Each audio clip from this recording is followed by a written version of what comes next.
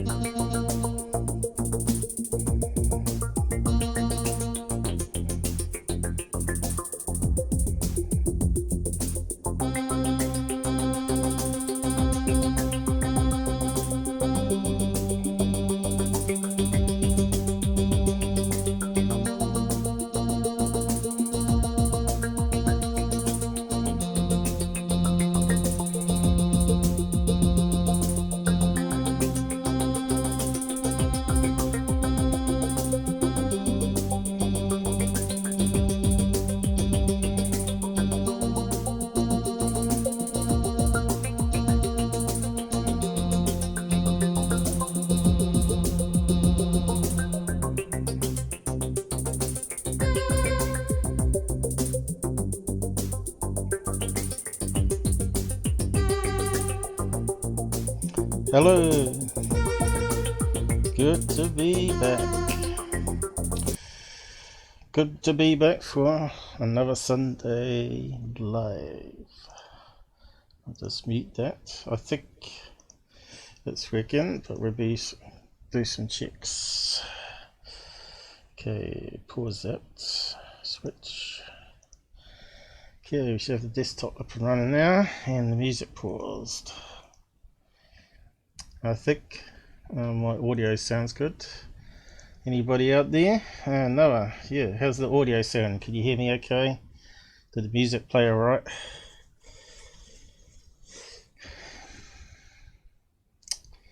What we got? Secureteam10. At some stage I'll go over some of his stuff. Can just minimize that. Yeah, we've got a few things to cover. Got a couple of tabs. Do like and share, of course. More people will come in time, hopefully. John's left the inner circle, and so has Jared. So I've got no moderators on Discord at the moment. But I'll leave the Discord down for now until I finish my 1 hour of stuff here, and then people can join me on chat if they want to, but you need to be on Discord, and if you're not on Discord, you can't join me on voice, only on side chat. So this so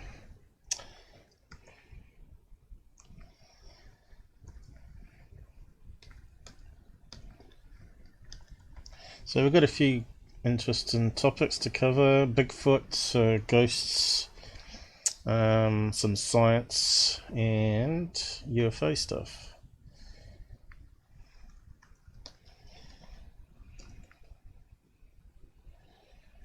So if you like all those topics, and then you'll be set.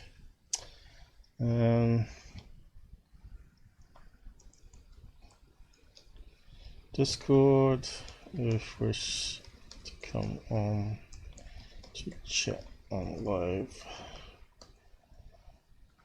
That's face, see link, belt tip. Okay, that should be that done.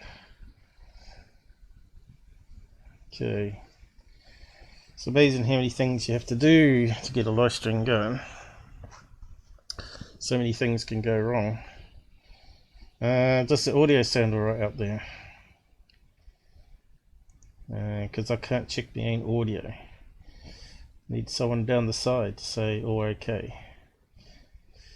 I can sort of check it this roundabout way, I guess. It's not the best way in doing it.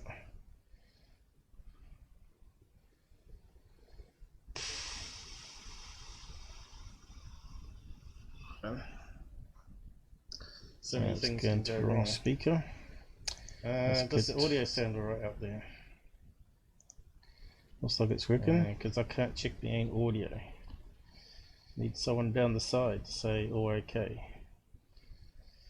Okay, for some reason it reckons I'm in Great Britain.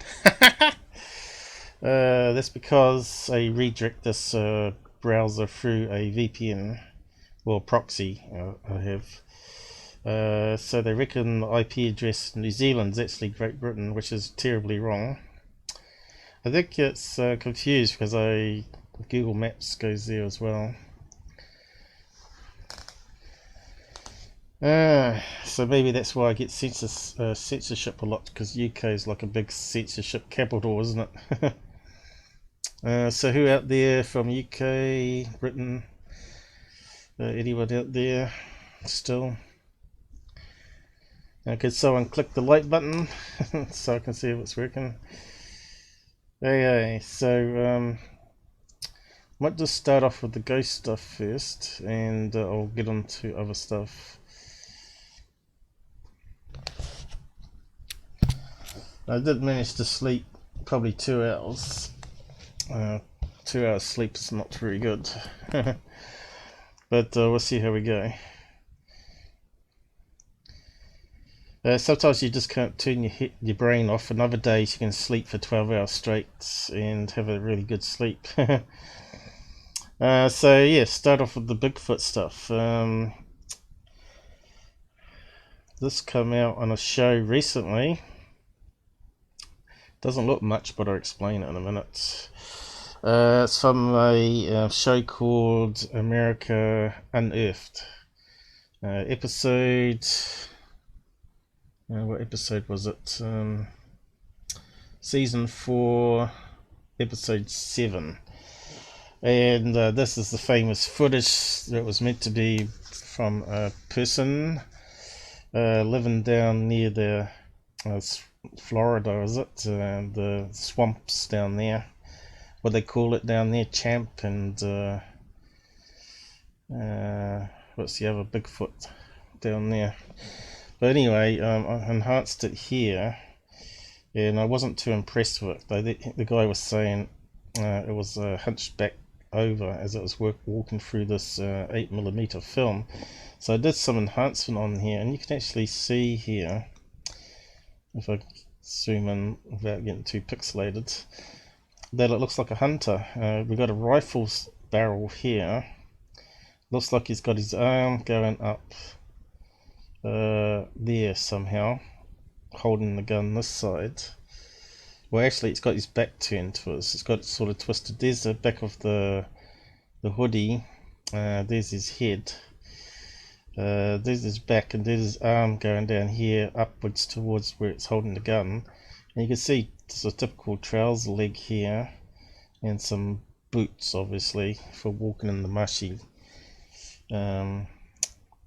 wetlands there. Swamp ape. Famous Bigfoot 8mm footage of a swamp ape. So I was going to probably draw around that a wee bit better, but if you zoom down you can actually see a bit better.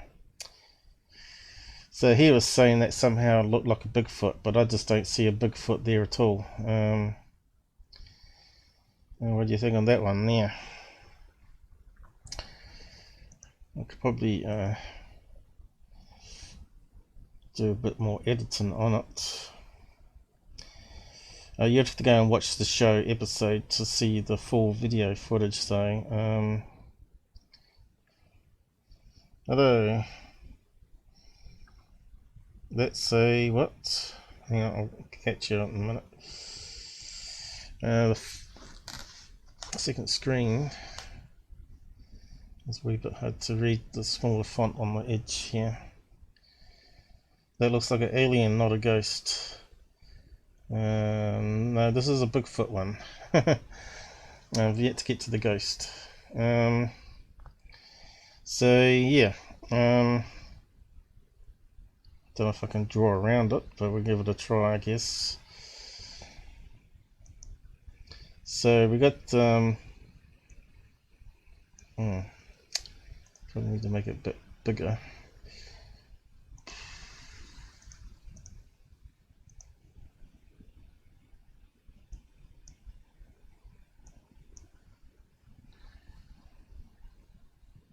You can see it's two tones here. You can see it's got some black hair here.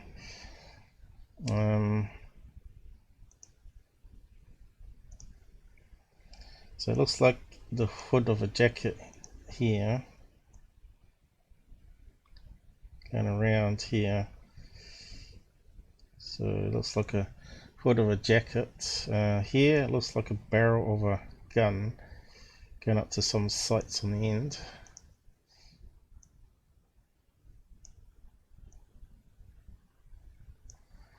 We got what looks like the back of the guy's head here.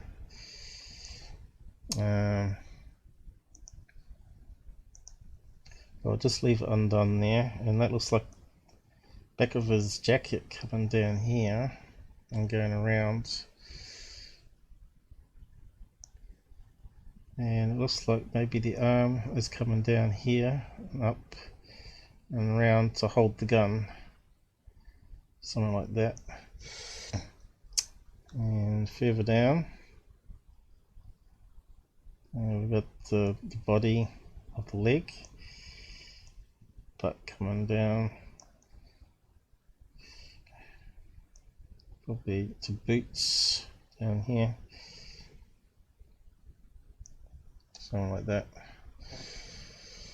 So that's what I'm seeing. Then you got the back of the head here.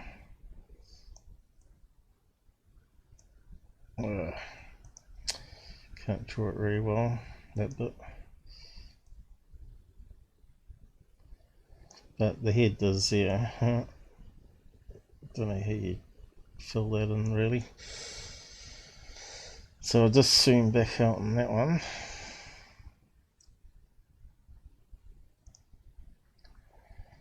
And you can then compare it. So yeah, looks like he was sneaking through the forest here, stalking a deer. And this guy that was filming him is in a what do you call it, a stalking hut that's up a tree. What do you call those things? I forget the name. Hey Christian, how's it going? The Locky? What's that?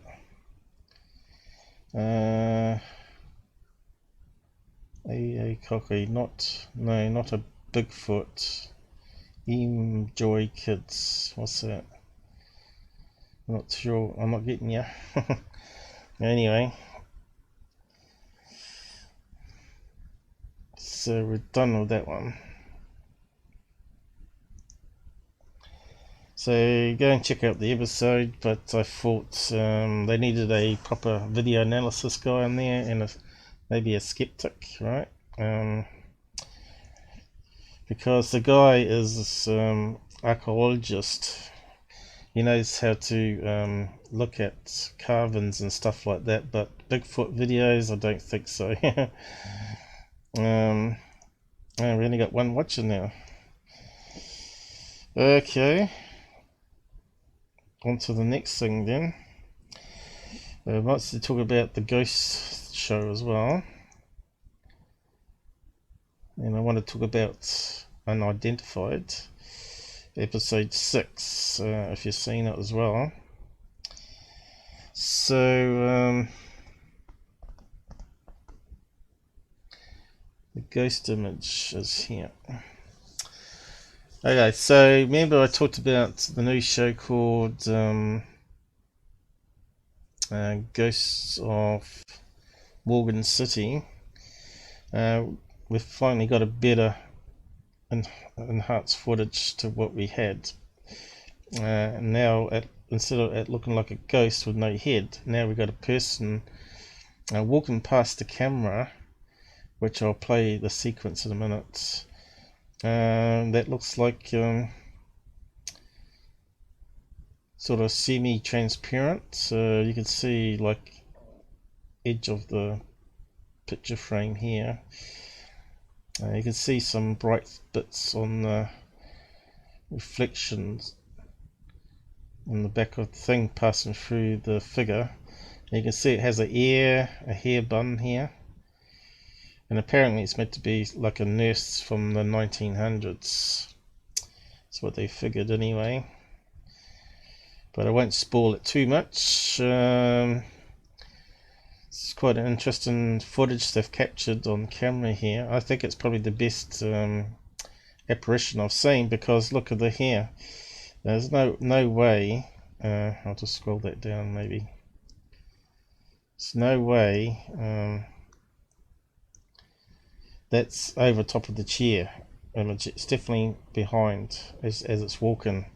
So I'll just play the sequence that I've got here.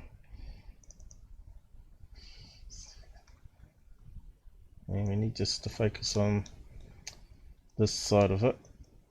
So the figure's coming into frame here. And you can see this looks like a bottle or something. Well, it looks like a bright edge on the panel of the cupboard behind here. Got picture frames on top of the cupboard or something inside the door there. Now you can see it's not really bright. They didn't brighten it for us. But you can see here that it's got a dress, white dress of some kind. It's definitely transparent. You can just start to see the head coming into frame now. And then the next frame, well, next couple of frames, you can see it stepped further along, and you can see the stuff that was passing through it still in the picture here. Some sort of bottle or something reflecting off on the side here. Bottle on the ground, maybe a vase. Could be a vase with flowers in it. Some sort of cupboards, picture frames. You can see the apparition head, although it's very dark. And then you can see it looks like it's carrying something and reading at the same time, walking along. Apparently there was no one in the house. You can see here it's just cutting behind the chair. On to the next one.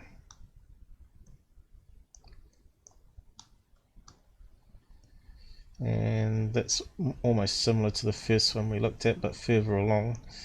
You can see the head and the arms sticking out here. Definitely looks like a woman figure. It's what people talk about when they see apparitions, right? Pretty amazing.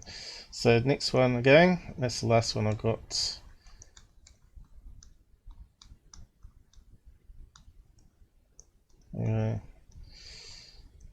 And you can see she's now passing behind the door. And there's a few more other frames where you see her head passing through the window as it's going past. Now there's been a few ghost shows that have called apparitions, but this is definitely the best one I've seen. Nick Croft did one in the Monk House, which is in UK, and they get a white figure also passing, and looks like it was behind a wall which had windows in it for the hallway. Like it would have a window here, here and here. That one was quite interesting as well. Plus they had one that was crawling along the floor in the first season, which was quite interesting as well. You could see the thing crawling along the floor as long as you had like a big TV screen and play it on slow motion. But yeah, I managed to enhance it the best I could in the old days, but I probably could do a better job now. So I thought maybe it was a reflection here from this, or a double reflection somehow back at the camera, but there's no way, because look, it's definitely behind the chair and door. And it's definitely a real apparition of a ghost. Of course, they ran into the house to see who was there, and of course they couldn't find anybody. But because it's transparent, I don't know how you'd fake that. You'd have to have glass. Let's see, you'd have to have glass here all the way through, and somehow reflect a person standing here with light towards the glass, if they're going to fake it. But it's Ben Hansen's show, so he's going to be a trustworthy source. So I thought I'd share that. When you get to watch the show, you might be able to get a better quality to what I found on the web. How are we going for time? 20 minutes already. So what was the other one? So you can see I took the original frame and made it brighter, which was that one there, which I first showed you. And you can definitely see it's a person.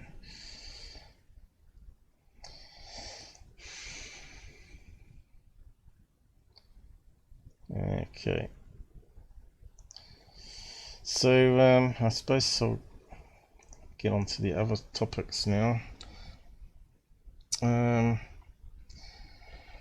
Do I debunk Secureteam first?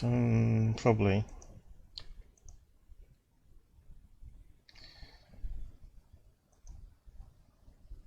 Let's see if I'm going alright over there.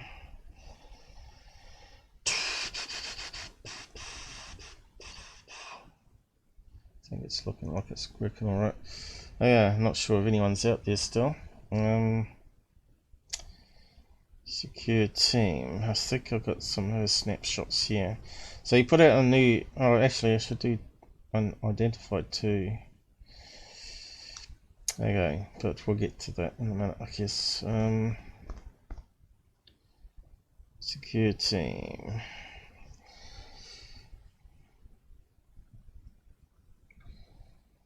Okay, so he made out this episode here with some hexagon shape on Mars, I think it was, from an Australian guy that looks over these high-res pictures from NASA looking for alien buildings or UFOs, and I've debunked him a few times already.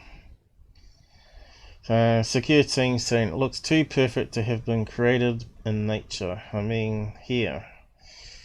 So, not true. We can debunk this one simply by doing a search. Nature, hexagon, rock, bang, and images. And here's a lot of hexagons, some around Ireland. Makes these hexagon stones looks very similar to what's on Mars here. Northern Ireland.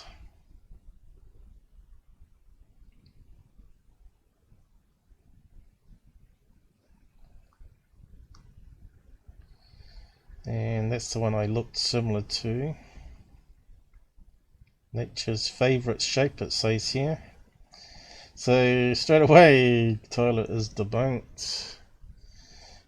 So this is a pool that is in place called Gillian Heights, in the country that is not America. These rocks are all natural hexagon rocks.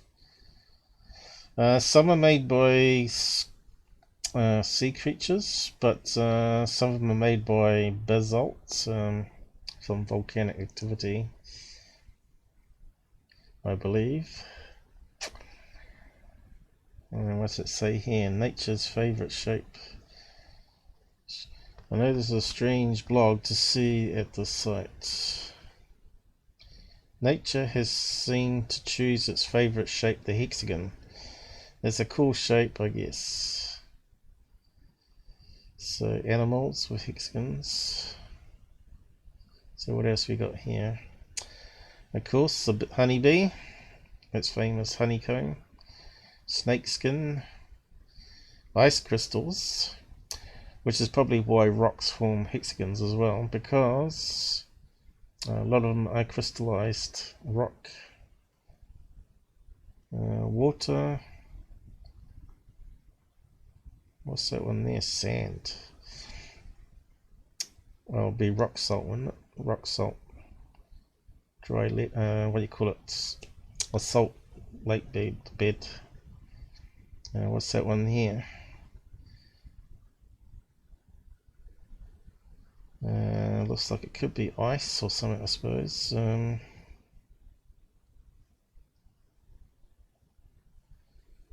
So there you go. So Tyler debunked straight away on that statement there. Cool bananas. What else we got? It's not mentioned on the blog. Pretty cool stuff though. Look at that.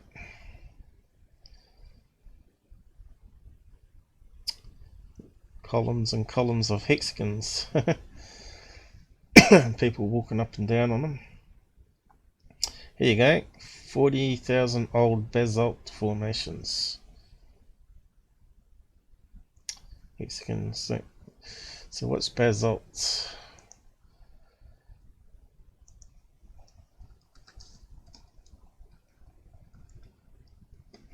See what it says.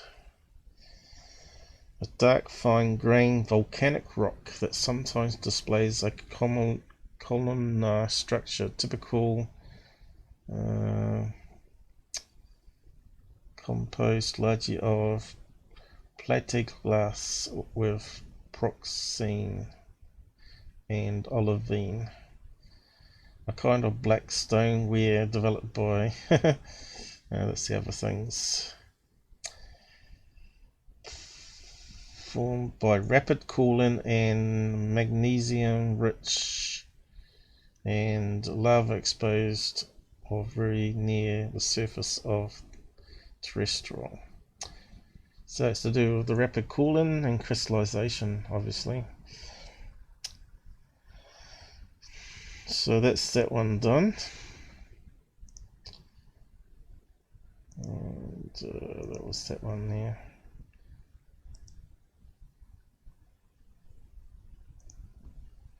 Oh, these ones I don't need because I've got the pictures. On to the next one in this video. This one here. The rover, because we have found so many of these odd mystery things. Okay, again, this one's been talked about before. It's actually not a bird. As you can see, it looks like a smudge. There's actually stuff that's been kicked up by the rover's wheels onto one of the lenses of the cameras. I think the rover has stereo cameras, and I think you can debunk this one because it's on one lens and not the other. If it was a bird, the double lenses would be able to work out how far away it was in the sky. So I think Scott Brando has debunked that one. I don't know if he's done it recently.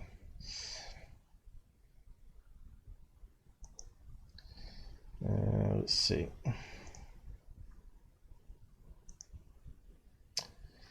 There's something I should mention about the quakes in California. I'll get to that in a minute.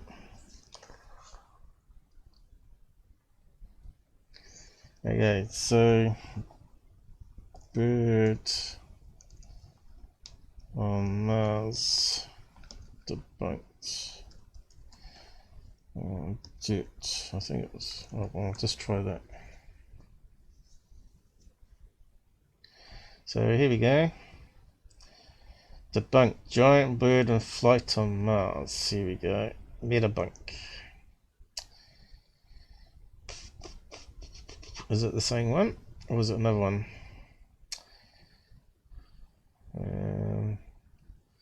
Is that the same picture?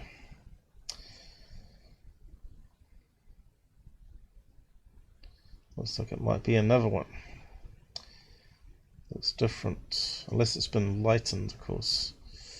We'll have to have a look.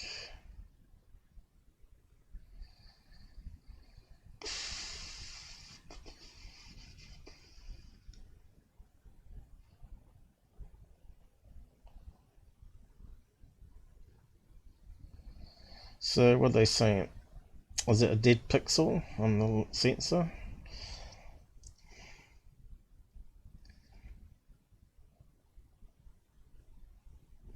Alright, so the black pixel has always been there from the start of the mission on that one.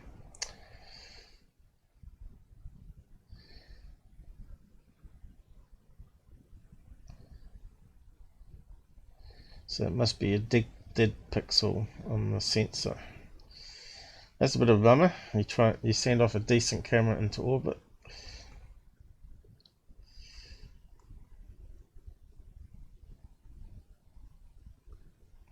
But I don't think it's that one that we're looking at though.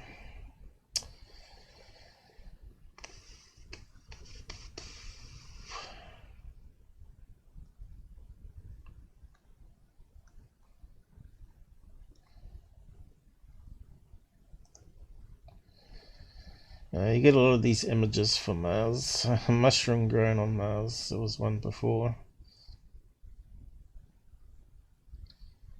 Penguin behind a rock on Mars. Let's have a look at that one. Yep, you can trust the sun paper. Nope. There we go, penguin. No, it's just another rock, blurry rock. Oh dear.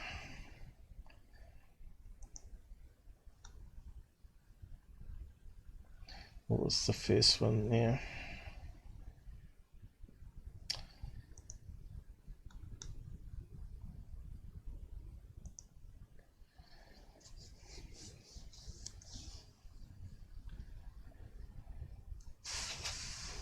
This site's full of ads, so it takes long to load. Okay, is that the same one that he was looking at? Whereabouts I have it? Not that one. Did I close it down?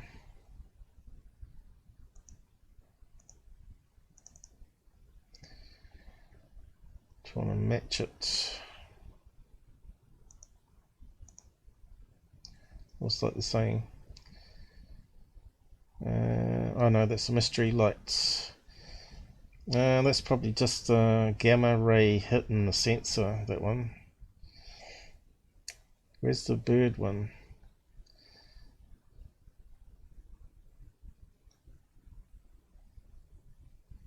Oh, there it is.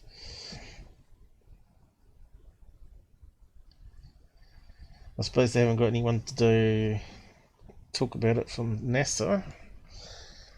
Let's see.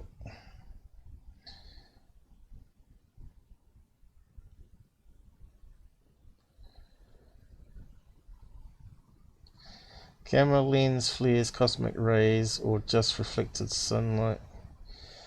I think that one was probably dirt on the lens though. Cosmic rays are the most common on Mars than Earth. Yep. Charged particles hit the sensor. There we go, speck of dust on the outer lens cover. Will not see more. Glorify this ridiculous article. So when was that posted? Is that where Secureteam got its thing from, was it? What date was that posted? July. Yep, there you go. That's where he got it from. Fancy taking your stuff from trustworthy UK rag magazines. Okay, so looks like I debunked that one right. What's the last one he did? The hexagon we just talked about. This one here.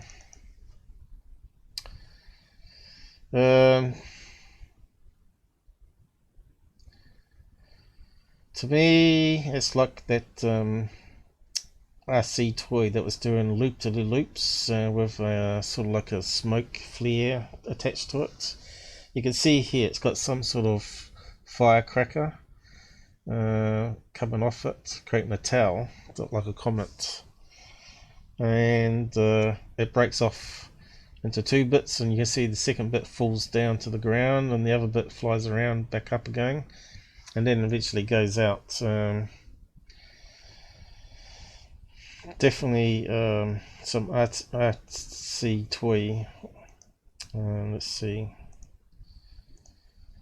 It's probably not worth spending too much time on. It's just a nonsense video. I see with firecracker trail. Let's see if we can find it with that.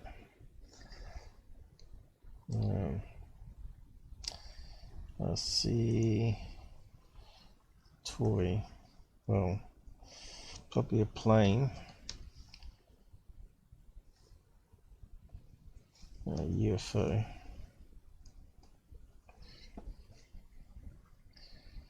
Let's see if we can get some images.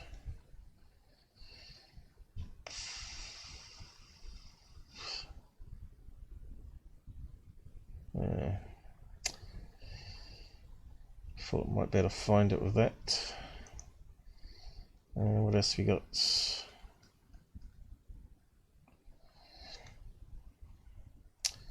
With, let's see, with flare maybe.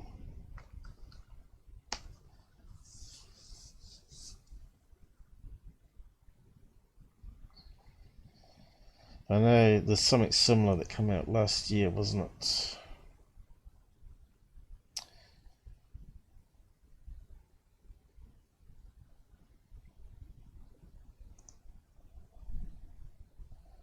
Probably have to put UFO in the title.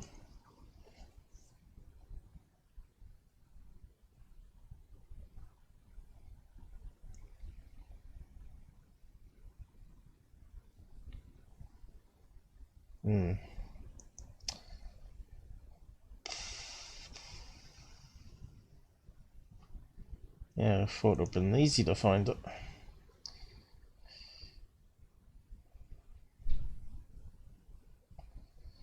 Obviously, it's got down the ranks. What's this one?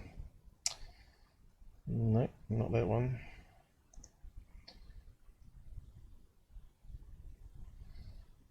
Oh, here we go. Weird electrical white fireball. Here we go. It sounds very similar. Last year. So let's have a look on Reddit here.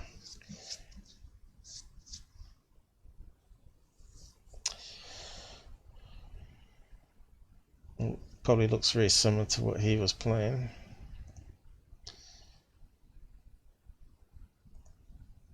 What the fuck is that? Oh. Sorry about that. Brit's got foul mouths on him. Yeah, so it looks very similar to his footage already, with the tail coming down, flying around.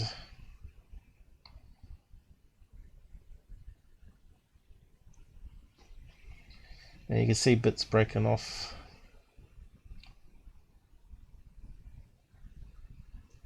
See? What the foo? What could it be? A UFO, man. I'll send it to Secureteam. Yeah, so there you go. Now, what do people say about it?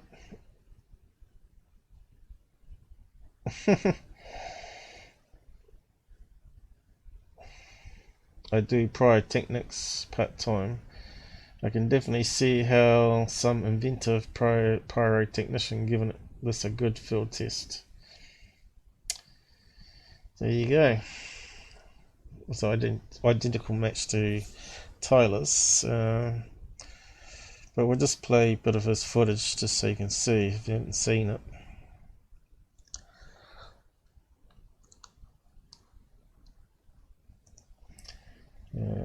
Probably going to go loud, is it?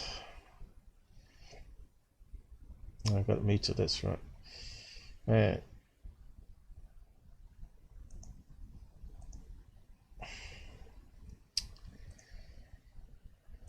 Okay, let's get to the plane. Where is it? I think it's at the end. Here we go. Is it the same footage, even from a different angle?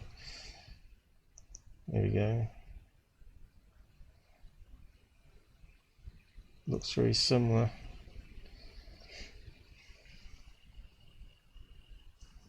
Why is it not playing? Yeah, 2 bits break off and one's fallen to the ground. I wonder what it could be, Tyler.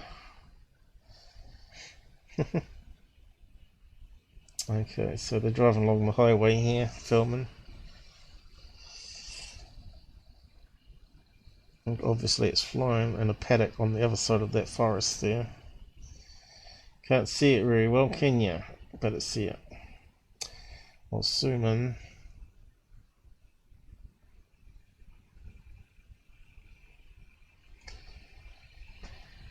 Pyrotechnician at it again.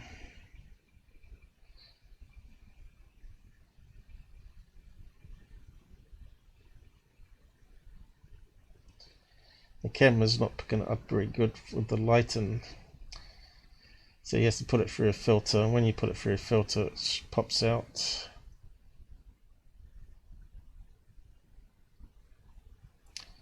Okay, there we go.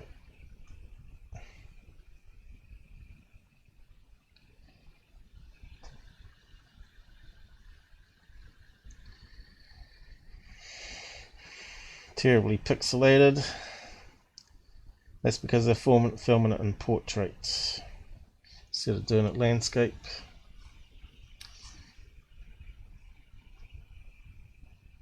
Pyrotechnics, you can see the smoke coming off it.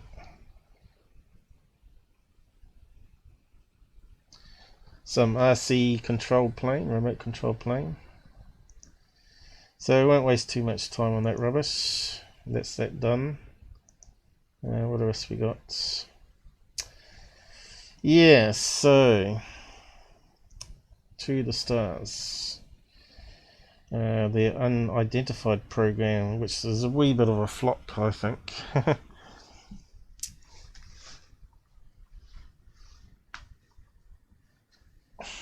Where is everybody today? They're on another stream somewhere.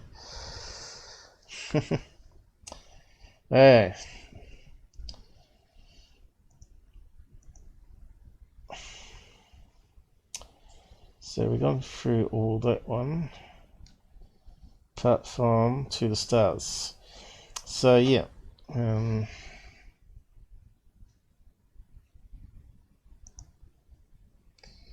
those 3 at the end here. I will just show you the article here that Scott put up, Scott Brando, and I posted the images here too.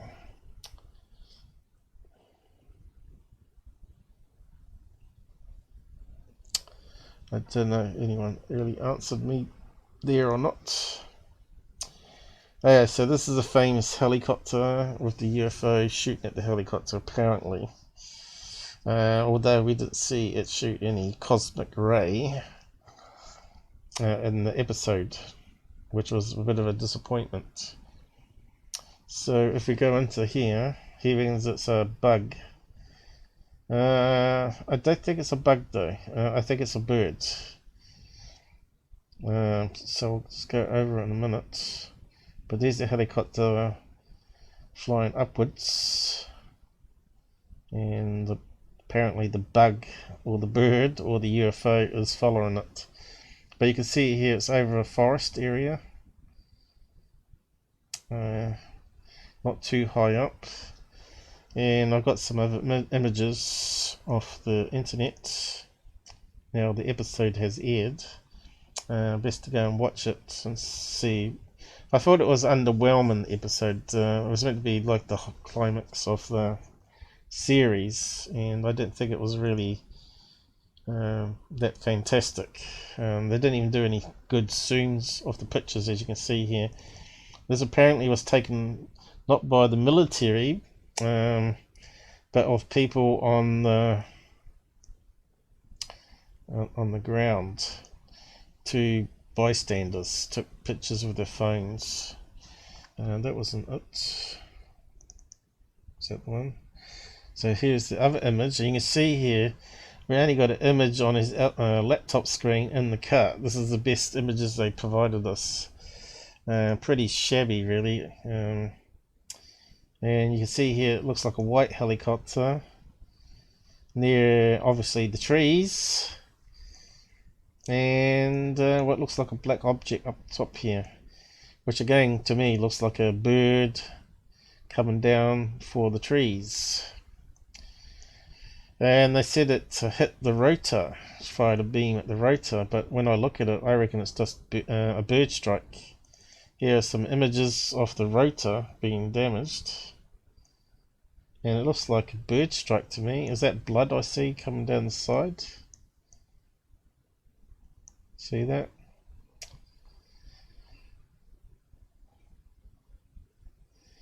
The bird hit the rotor.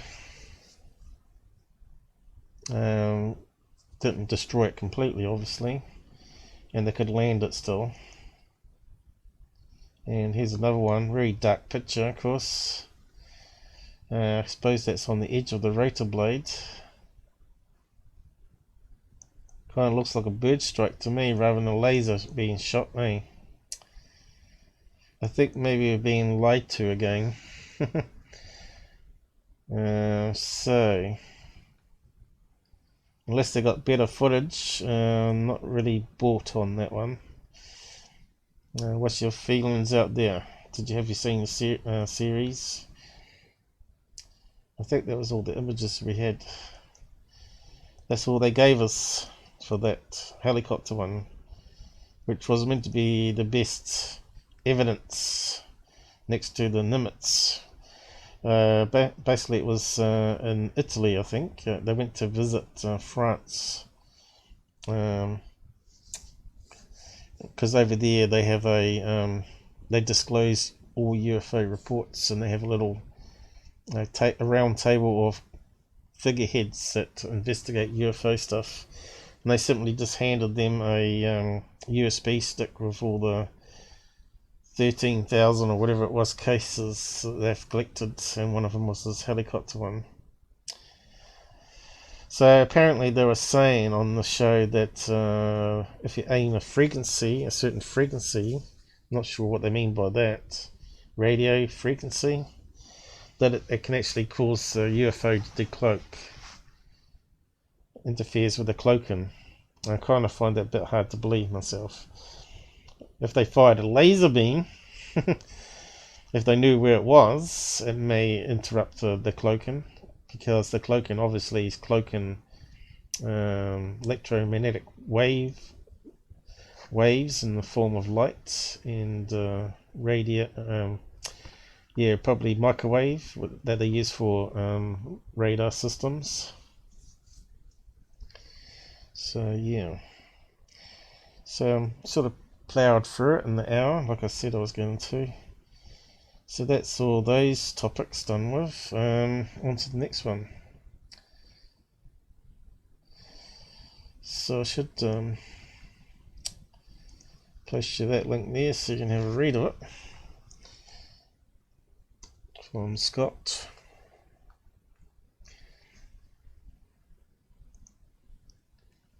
Alright. So what do we got left? I'll just load these up. Oh yeah, and the other government leaked document, and talk about Atom. Oh yeah, Petrol. Oh yeah, space. Oh yeah, there's a few subjects here. So yeah, if you haven't heard, or if you're not in California, you would know about the big quakes I've been having over there at the moment. I think there was someone on New Zealand TV last year was saying that 2019 was going to be the big quakes for California, and it looks like they're right. But they said there's going to be other big ones around the world to follow, which New Zealand could be one of them. So hopefully he's wrong on that part, because the Alpine fault will be a big one. Because we've had our 7s, so it'll probably be a 9. But yeah, if you live in California,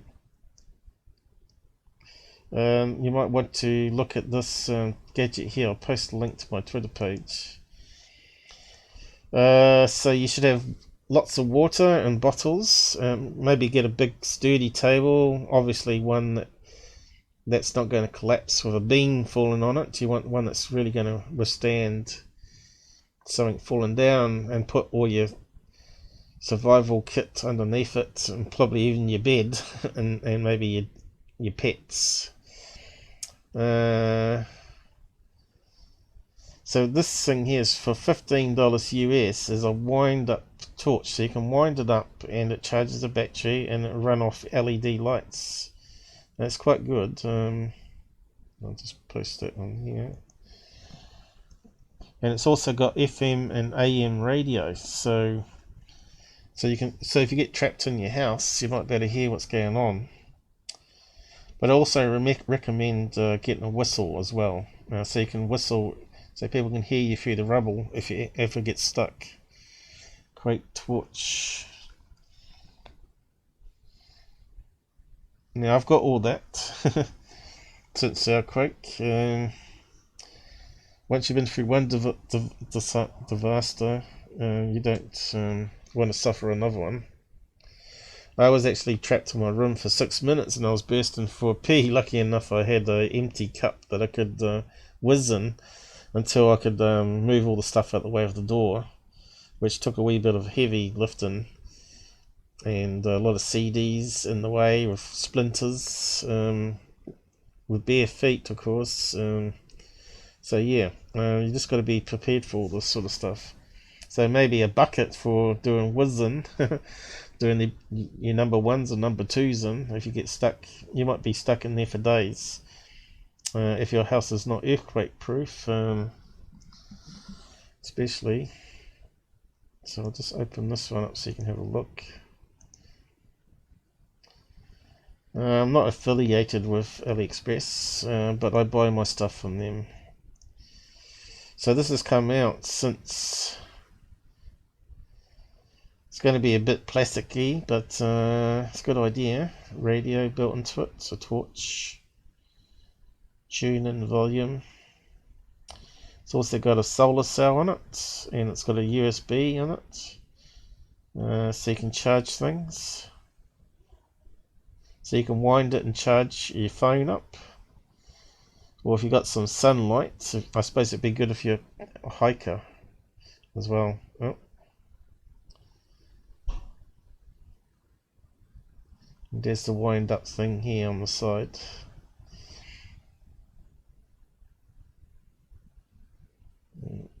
So it should do everything you need in an emergency. It doesn't look waterproof though, so you might want to put it in a plastic Zippo bag if you're tramping and stuff, of course. But you can find that link on my Twitter page there. Anyone should be able to access it without having to have an account, hopefully. So yeah, apparently L from MUFON,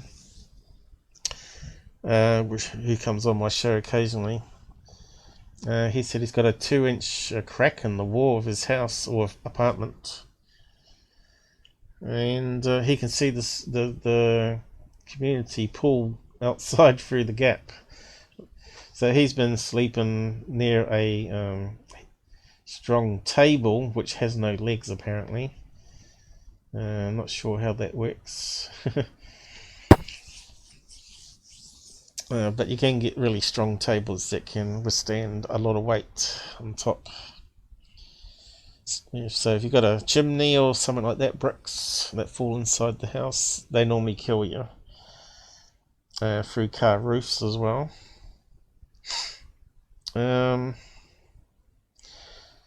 Yeah, so that's pretty much that topic done with there, with the quakes.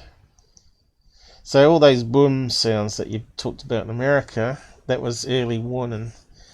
The boom sounds, you get them with aftershocks and pre-earthquake as well. and sometimes you can just get it in the street. Depends how close to a fault line you are. You get micro fault lines as well as major fault lines, and any slight movement underground causes your house to bang upwards like someone's thumping underneath your bed, and makes a boom sound and everything rattles. So yeah.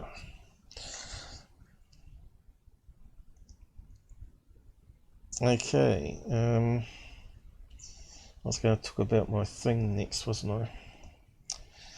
So last time I talked about my universe being a ball or a sphere, and I made a slight mistake. I said it was on the surface, but I really should have said it was on...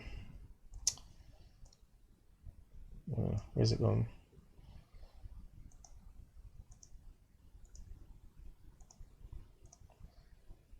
It's white. That won't help.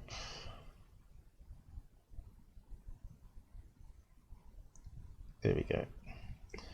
So I had the universe being a ball, but what I should have had in the middle was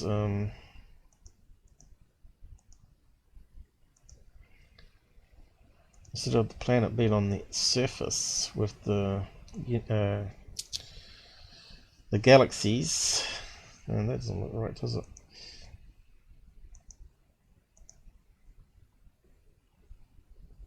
Globe, it should be a globe.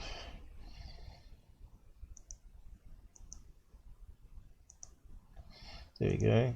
Instead of being on the surface of the ball, of the skin of the ball, because I said this was a Ethernet, not Ethernet, ether in the middle here, Tesla's magical energy field, which supplies energy to all atoms, and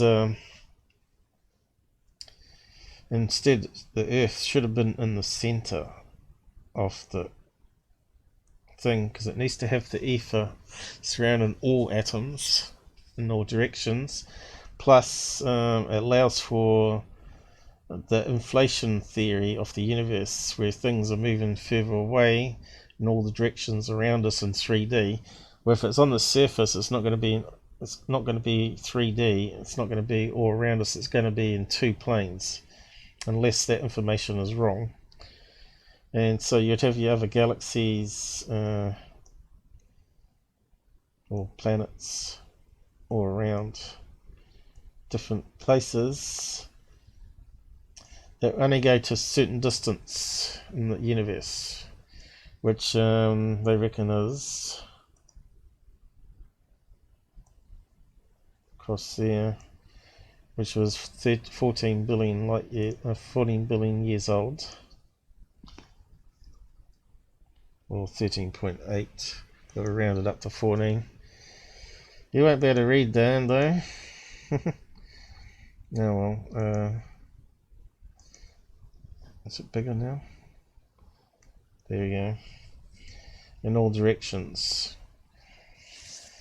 And of course everything, this energy sphere of ether is expanding, which is moving with the universes and planets all around where we're situated. So that means maybe Earth is something special. Maybe it is the center of the universe. Maybe that's why aliens come here, right? Because we're something special. Maybe because we are at the center of the expansion. But the problem is the inflation theory apparently has problems. So if you type in universe, but I still think it's a ball of ether energy. Universe inflation, wrong, debunked maybe, or wrong.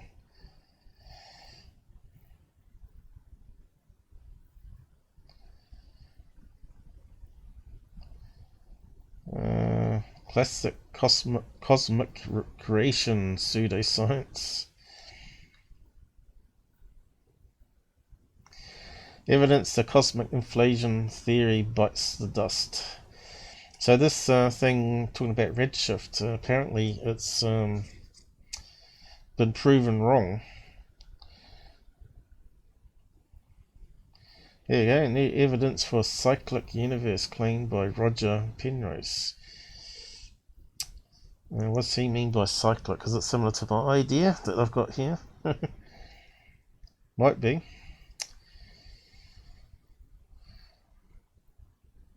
Well, it looks like a sphere. This is more like a squashed donut or something. Squashed beach boy, a ball.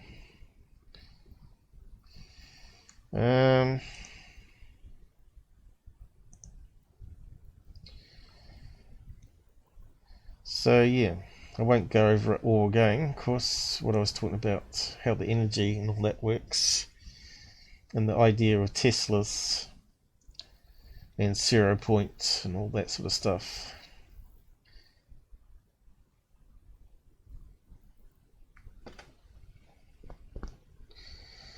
He constructed the first workable model of inflation and the theory of how inflation.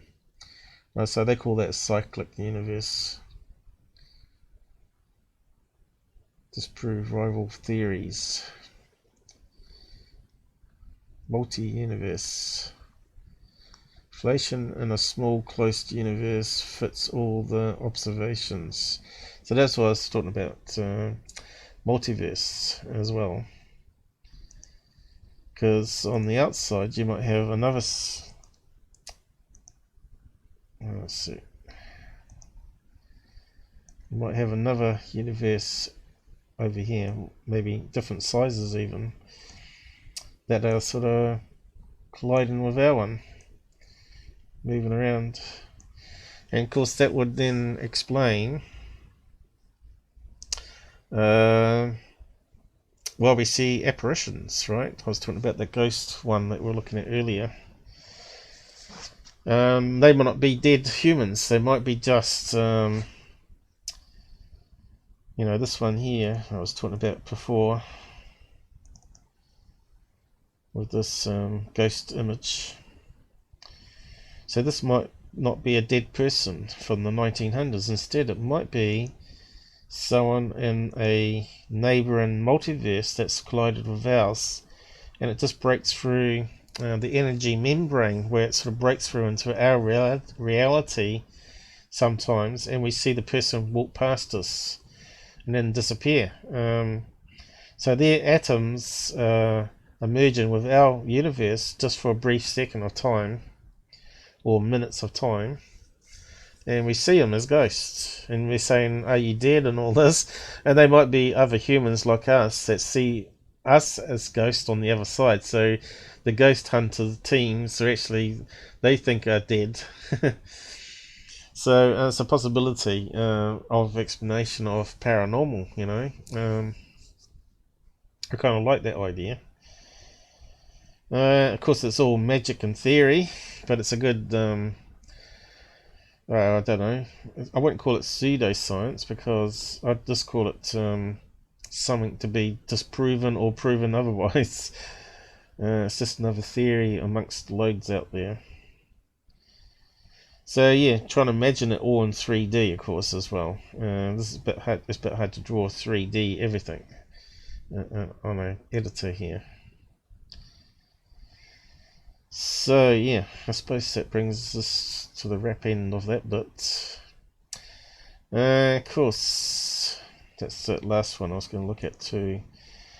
So Chris Coxwell was talking to Black Vault on their podcast. He was saying that the atoms get bigger on the periodic table. Let's see, I'll just bring it up.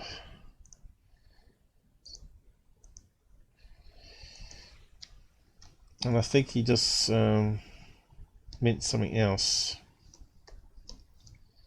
Is it periodic?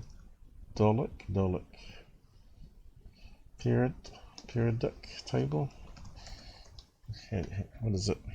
Periodic table of elements. So this one here. So if we go to that, and gives us an example. That's pretty cool. Lights up.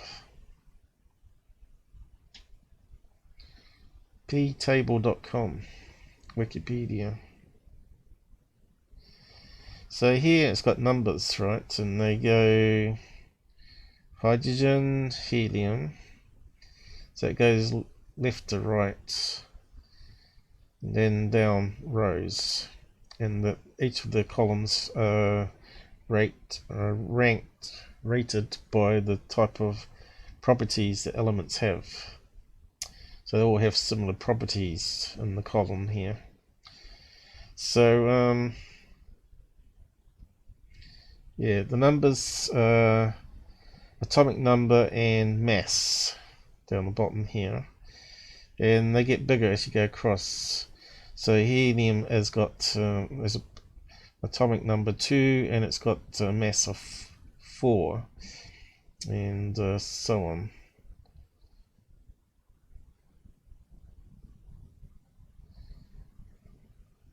So what is the atomic number?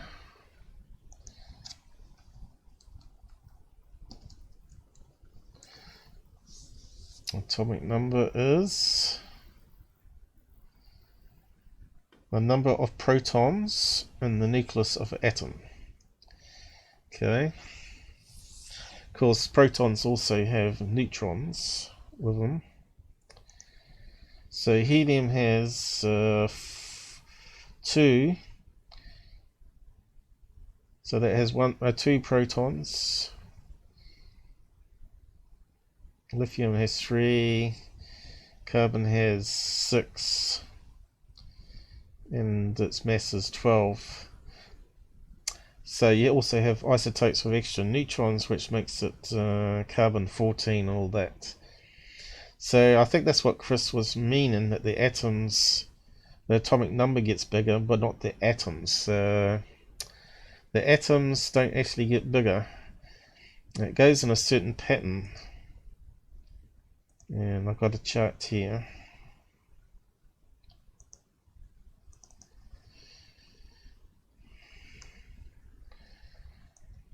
Which is atomic diameters, which is like volume, versus atomic number.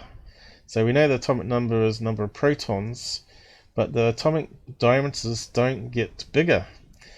They get bigger and then they get smaller.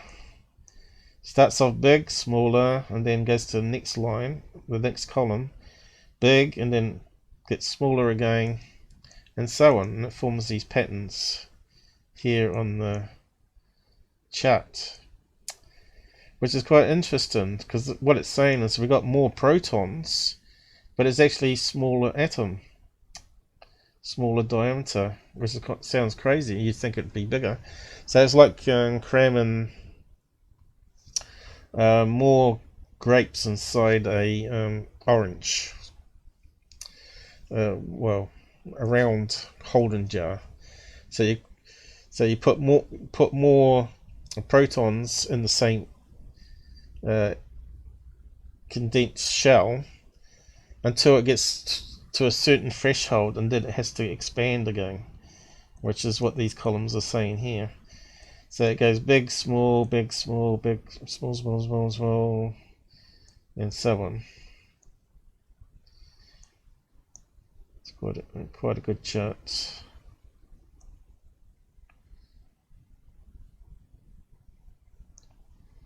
Talking about perfect prime numbers here.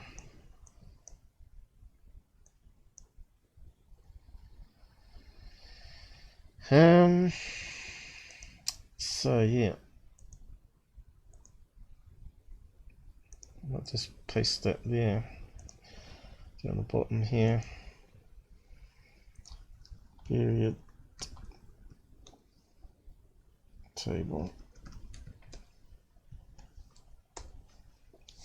It's actually quite a good one. I might bookmark it.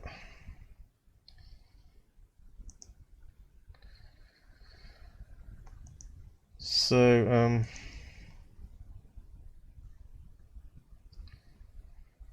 so I've got this little one here. It talks about what I just discussed. What do the symbols and numbers mean? When you look at a periodic table, the symbols and numbers, like on the image on the left, symbols are abbreviations of origins of the word.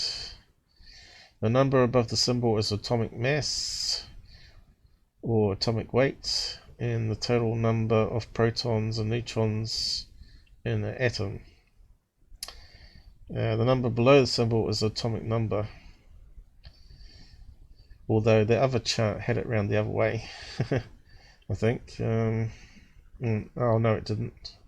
Yes, it had it round that way as well.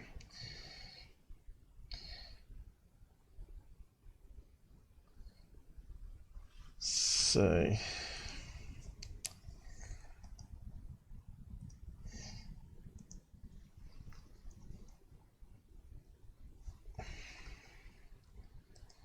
I'll go back to my drawing program, do another one. So basically what they're saying is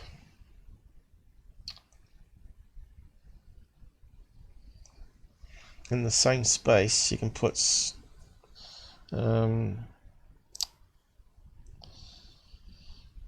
well, actually it gets smaller.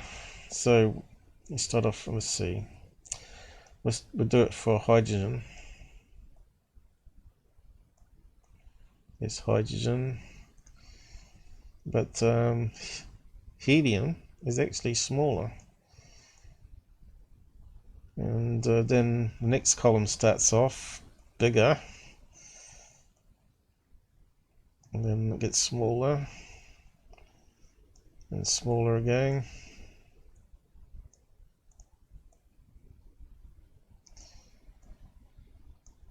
And it sort of goes in patterns. And inside, let's heat hydrogen. Oh, what's happened?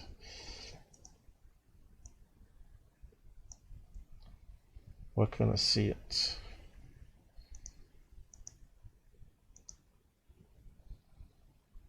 What's gone wrong?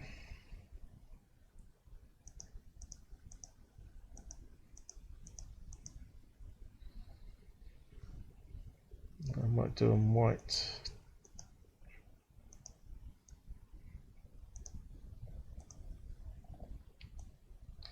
Okay, so we've got one proton, and helium's got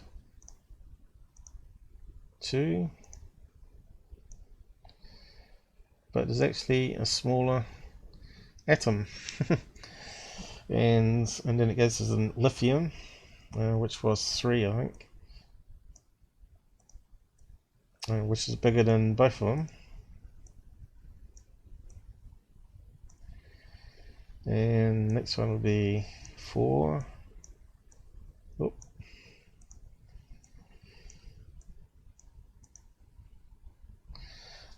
Which I can't draw in that short, small space now. Why is it not doing it? Yeah, that'll do. And so on. And you'd expect the diameter to be getting bigger because you're trying to cram more into space. So this is a strange thing of atoms, that it's actually, we talked about it being dense energy, right? So what it's doing is it's actually somehow compacting the protons closer and closer together, reducing the size of the atom nucleus, and electrons whizzing around the outside. Fascinating stuff, right? A crazy universe that we live in. And that chart, which has disappeared,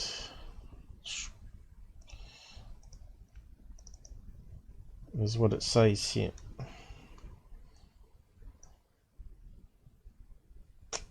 And it jumps way up here, look, bang.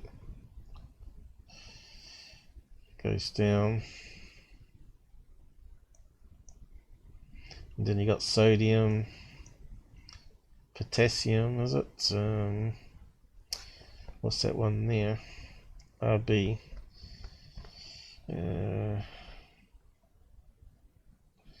Can't quite remember. And these other ones here. So you can see it sort of goes upwards on that slope for the start of the atom line, and these forming sort of curves going down that way. Interesting stuff. So I'll just like to point that out, because I didn't talk about it last time that I was talking about the atom. So what's the difference between mass and volume? Well, I tried to show you on that diagram with the things, but here they're showing that these are the same weight. Smaller balls, but they're heavier, obviously. The same size, almost. Well, smaller, slightly, than all these yellow ones, but they weigh the same. So, that's how to look at mass. Mass and the volume are two units used to measure objects. Mass is the amount of matter an object contains, while the volume is how much space it takes up. So there you go. Example, a bowling ball and a basketball are about the same volume as each other, but the bowling ball has much more mass. In other words, it's got a lot more matter in between, which makes it heavier. I didn't realise the bowling ball was the same as a basketball. I suppose it is it?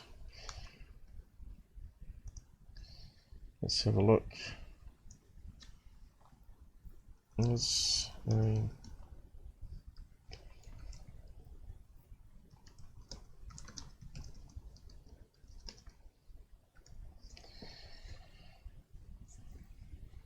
Okay.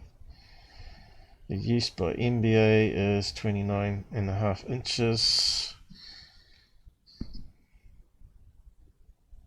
And in NBA slightly smaller. Ball a bit bigger than a basketball. For comparison, we only compare the two sports that use round spherical balls. A squash ball is just a little smaller than a golf ball.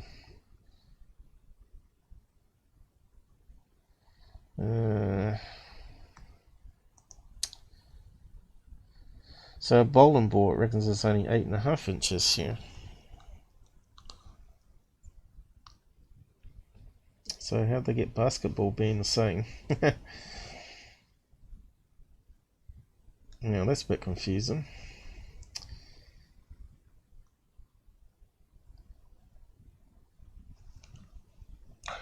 Someone's done a YouTube video on it.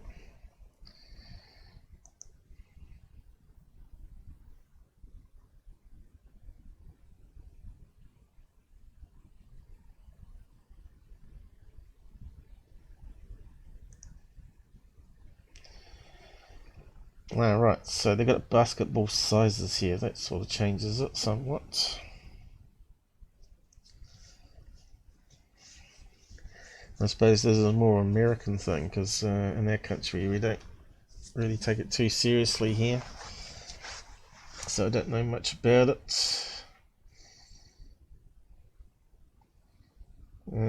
Doesn't say the size though, does it?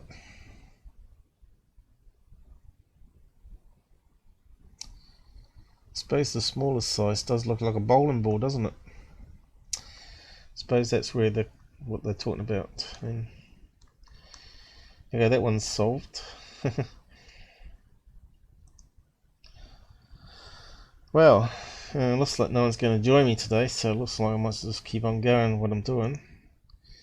If you want to come on the side chat, I said get on Discord and we can get you on voice. So you want to talk about UFO experiences. But I'm quite happy to carry on. So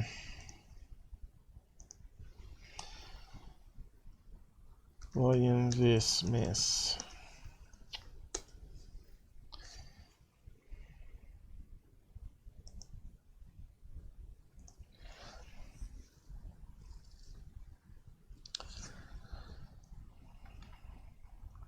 So what do we got now? Alright, that 38 page thing. Talk about that.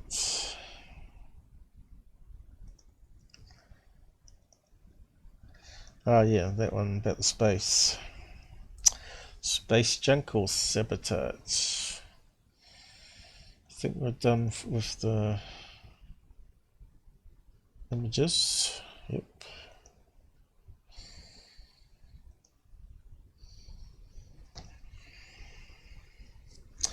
Okay, so this article is quite interesting.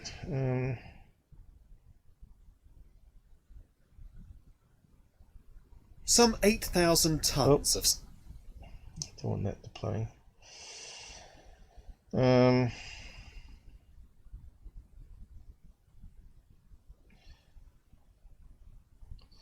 Space junk or sabotage, space cleanup drones could have military implications.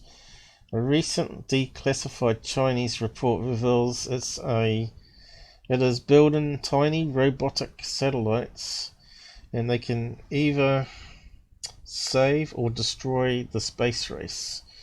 So what is it saying here? China calls them scavengers, Russia calls them inspectors, and the US calls them threats. So this might be part of the space race that Donald Trump's working on.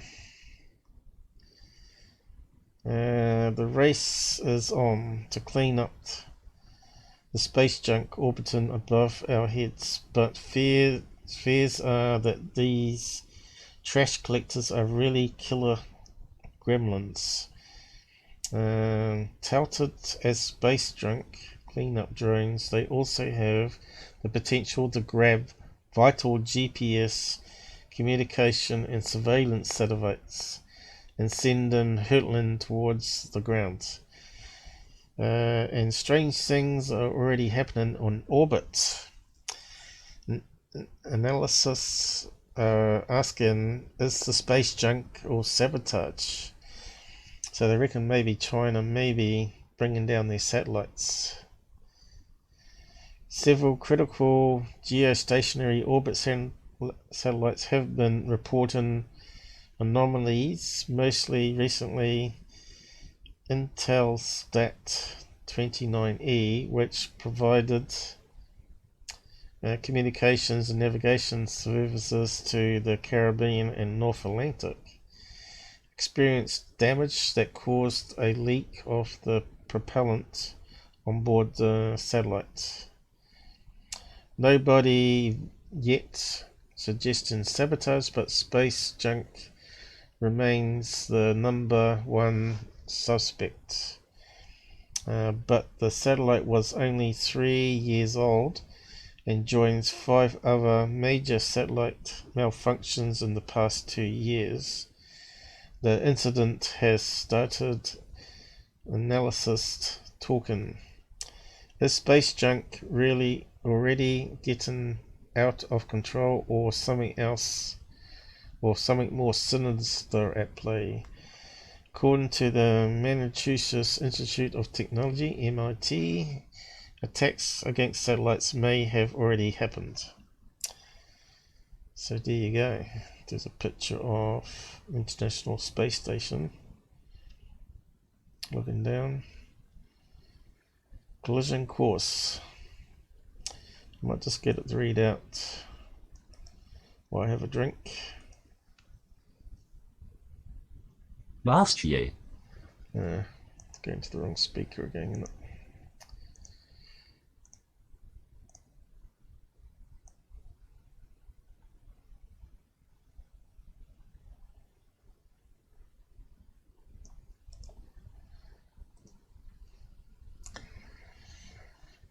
Collision course last year. Fears Moscow was developing a secret satellite saboteur were renewed when what was initially believed to be a piece of space junk left over from a rocket launch began to behave abnormally. It was changing course and speed under its own power. And it was doing so just days after US Vice President Mike Pence formally announced plans to create a new space force. Why would it do this? Why the secrecy? Was it some sort of message? Now, Beijing has declassified tantalizing details of what it calls an artificial intelligence-controlled space cleanup project. The so-called scavenger program was confirmed in state-controlled media by Luo Jianchen, Deputy Director of the National Laboratory of Spaceflight Dynamics Technology at Northwestern Polytechnical University in Xi'an. We prefer not to talk about it publicly, he said. But talk about it he did. Unlike most objects in the geostationary belt, Russian satellite Olymp-K has made a series of orbital maneuvers, widely varying its position in geo. Use this Axis Aerospace Interactive Data Repository to discover Olymp-K's movements over time. https://t.co/daft0uxpic.twitter.com/qrrzgsoqc2xis axis, the 4th of June 2019 orbital pickup referring to the uncontrolled crash of the Tiangong-1 experimental space station last year. Mr. Luo said the use of newly developed technology could guide such craft to burn up in the Earth's atmosphere safely. According to the South China Morning Post, he said the project was still experimental and that there had been no large-scale deployment of such orbital robots. The project involves small satellites, some weighing less than 10 kilograms, with robotic arms and small thrusters. Their sensors and thrusters enable them to approach within 20 centimeters of an object before reaching out and grabbing it. This could be a cast-off rocket casing, an old satellite with a dead power source, or a fully functional military or commercial device. Once attached, the scavenger can then set about pushing it towards the Earth's atmosphere and a fiery fate. Most details remain secret because of the technology's potential military applications, Mr. Luo states. So what's the next bit here?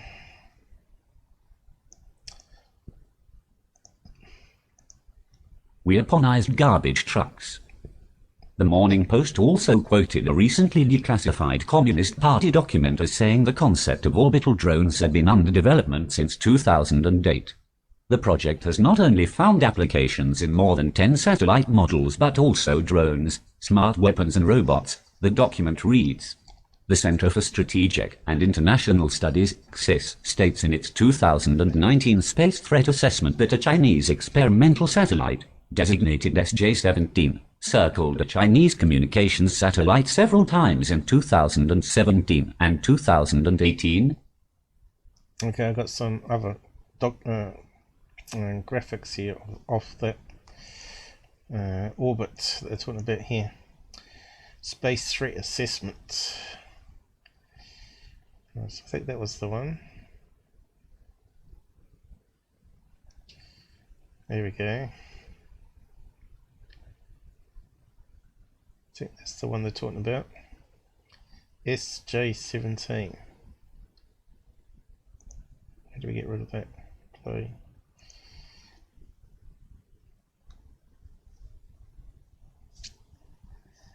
That's a fair distance from Earth there though. Going back the other way.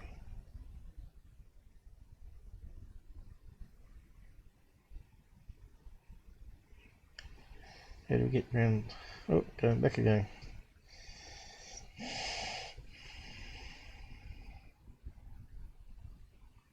Satellites and current geo. How do we get that to play? I'll post the links in a minute. Well,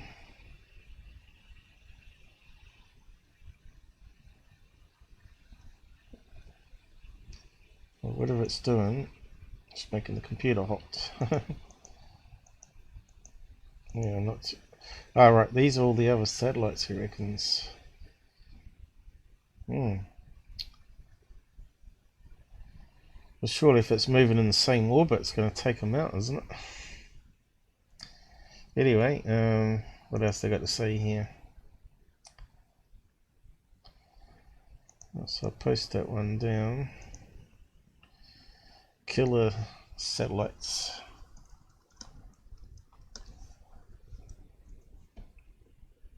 Will it go? Yep. So they're talking about battle.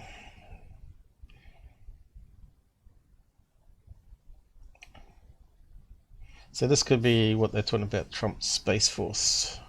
Obviously, they want to get someone to patrol up there in case China are doing some underhanded stuff, and Russians, of course, as well. Battle space in March last year, India launched a missile that successfully destroyed a satellite already in orbit. It is only the fourth nation to do so. Oh, there we go. But there was fallout, a great cloud of metallic debris cannonning through space. Some pieces are just millimeters across. Others, tens of centimeters. All can rip holes in propellant tanks, depressurize a spacecraft or smash another satellite, causing yet another cloud of debris to erupt. So they talked about, what do you call it? Depleted radium rods that could just drop from space and they would just destroy a whole city, like a nuclear bomb, but have no radiation. So that was another thing they're talking about, the Star Wars project. Simply just have all these titanium rods and just release them over cities as it orbits over Russia or China. Why man has to think about weapons all the time, I don't know. High velocity fragments. What else we got here? Soft options. What's that mean? Virus attacking, I guess. Take out the satellites with viruses. Soft options. There is no point winning an orbital war if nobody could ever leave the surface of the Earth again for several thousand years. Which is why the militaries of such nations such as China, Russia and the United States are looking for less destructive ways to dominate space, including gremlin satellites. Militaries are exploring other options, such as Russia's recent controversial jamming of GPS satellites operating above Norway and Sweden. And then there are lasers. While not yet capable of shooting an object out of space, they can damage or blind the sensors they carry. Yep. What's that one saying there?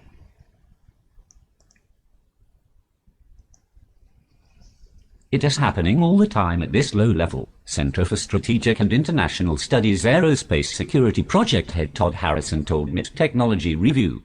It is more gray zone aggression. Countries are pushing the limits of accepted behavior and challenging norms.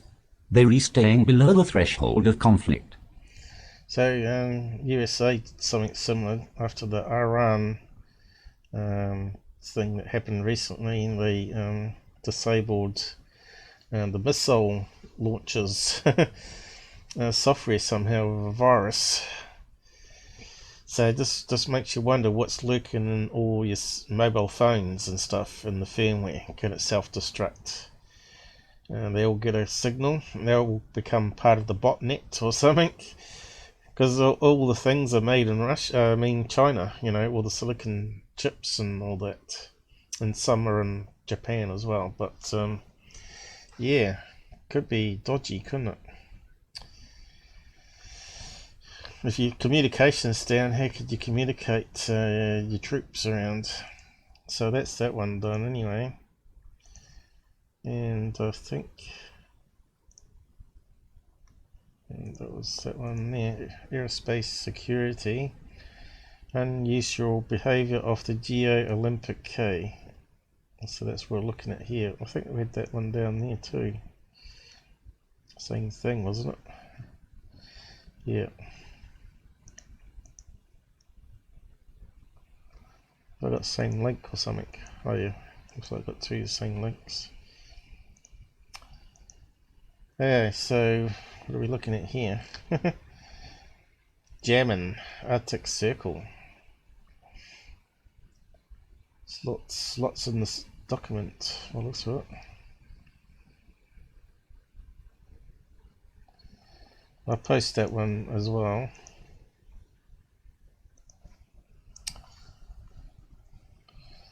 So, do we need to read out any of this?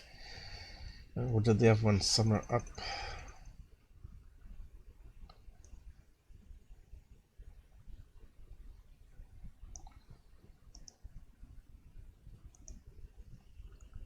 because of the Soviet Union's dominance in the space domain during the Cold War, launching more payloads to orbit than all other countries combined. Russia remains a prominent space power today.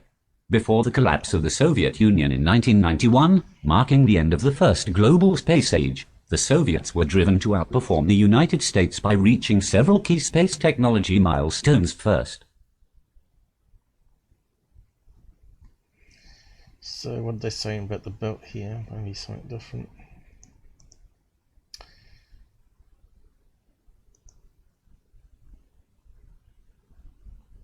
Unusual behavior in the geobelt. Suspicious bow activity has also been observed in at least one Russian satellite in GEO.18. The satellite, known as Olympk, but misleadingly referred to as Lurch by the Russian government, has attracted attention for shifting its position within a geosynchronous belt on a relatively frequent basis, occupying at least 14 different positions since its launch in September 2014. 19. Olympk first attracted attention when it repositioned itself between two satellites operated by Intelsat. Okay. And down here about GPS jamming.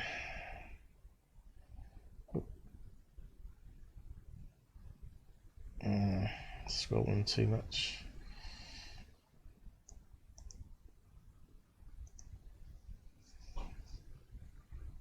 GPS jamming in peacetime for a week in September 2017. Widerøe, one of Norway's largest regional airlines, suffered a loss of GPS signals in the northernmost region of the country. 26 analysis by the Norwegian National Communications Authority suggests that the signal disruptions originated from the east, where Norway's Finnmark County borders Russia's Murmansk Oblast. 27 The affected week coincided with the Russian Belarusian joint military exercise in Murmansk called Zapad-2017.28 a year later. So they're testing out jamming of satellites and their military exercises. Okay. Okay, what's Iran been up to?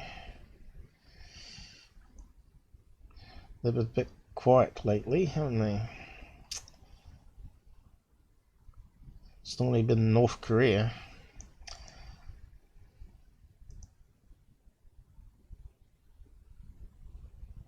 Iran's pursuit of space capabilities is a relatively recent development, and its efforts in space are often viewed as a thinly veiled cover for its developing ballistic missile program. 34 Iran has a relatively weak space industrial base, especially given the Iranian Space Agency's close ties to the nation's Ministry of Defense, and evidence suggests that a portion of Iran's space technologies were adapted from Russian and North Korean counterparts. 35 Iran maintains a domestic space launch facility in the northeastern Semnan province, and in 2014, it also secured an agreement to use the Russian-owned Baikonur Cosmodrome in Kazakhstan for space launch.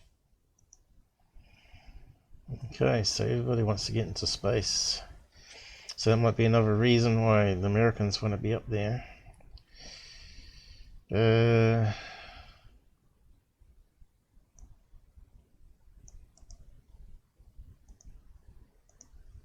Iran may once again be developing and testing long-range missiles at a site that hosted a lone missile launch test in 2013, but has since been considered defunct. Recent satellite.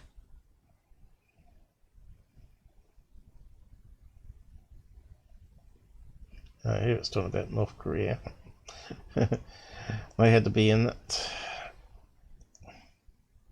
Like many spacefaring nations, North Korea's space capabilities are closely tied to its ballistic missile development. The UNA-3, the space launch vehicle used for North Korea's only two successful orbital launches, likely used components from other missiles within the country's arsenal. Okay. Scud, that's Russian technology.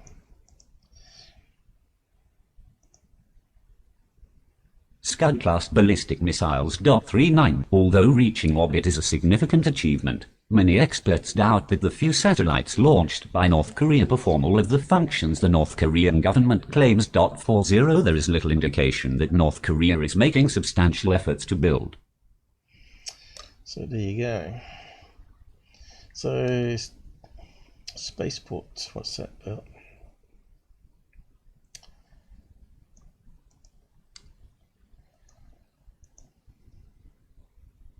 disassembling a spaceport. Although North Korea has successfully achieved orbital space launch in the past, satellite imagery suggests that the nation's only active spaceport, the Sahi satellite launching station on the country's western coast, was being actively disassembled in 2018.42 in a press conference following the release of a joint declaration between the US President and the North Korean leader. President Donald Trump stated that leader Kim Jong-un agreed to destroy a major missile engine testing site.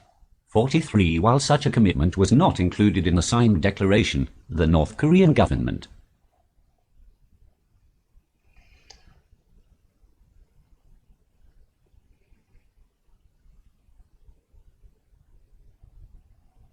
It's amazing how they can work out. You can see the shadows, right? The shadows of the towers there.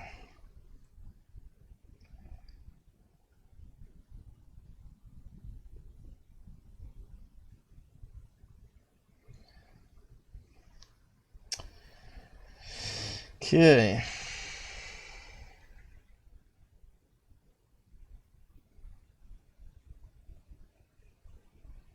So I think we've pretty much covered that. That one goes in a bit more detail than the other article.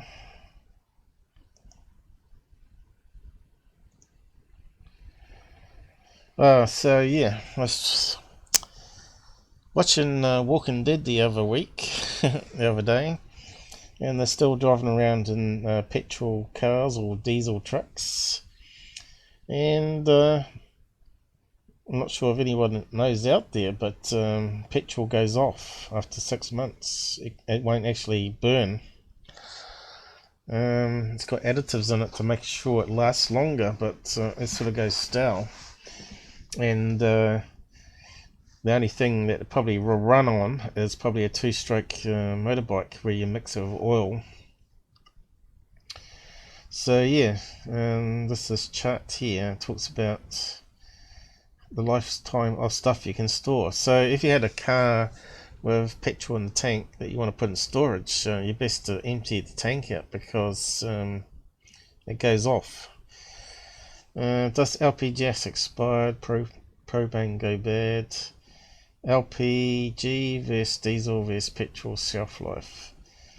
As an emergency generator, yeah, that's another thing, because you've got petrol generator, right?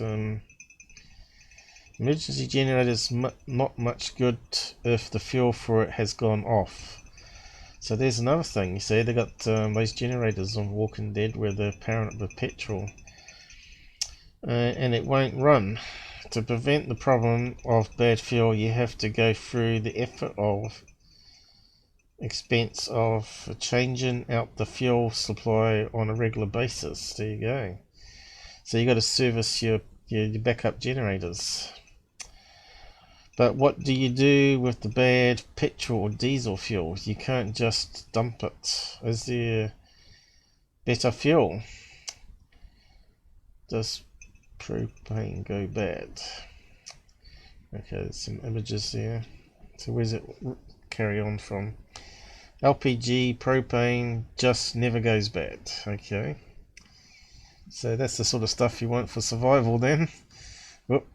Just zoom out a bit so I can read it a bit better. My eyes are a bit blurry today. Store an LPG for 10 to 30 years or more would not be an unreasonable expectation, with the limited factor being the container. Okay, the container probably corrodes.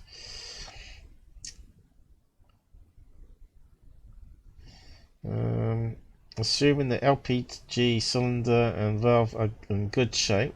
Of course, if the valve starts leaking, then you've lost it. You shouldn't have a problem.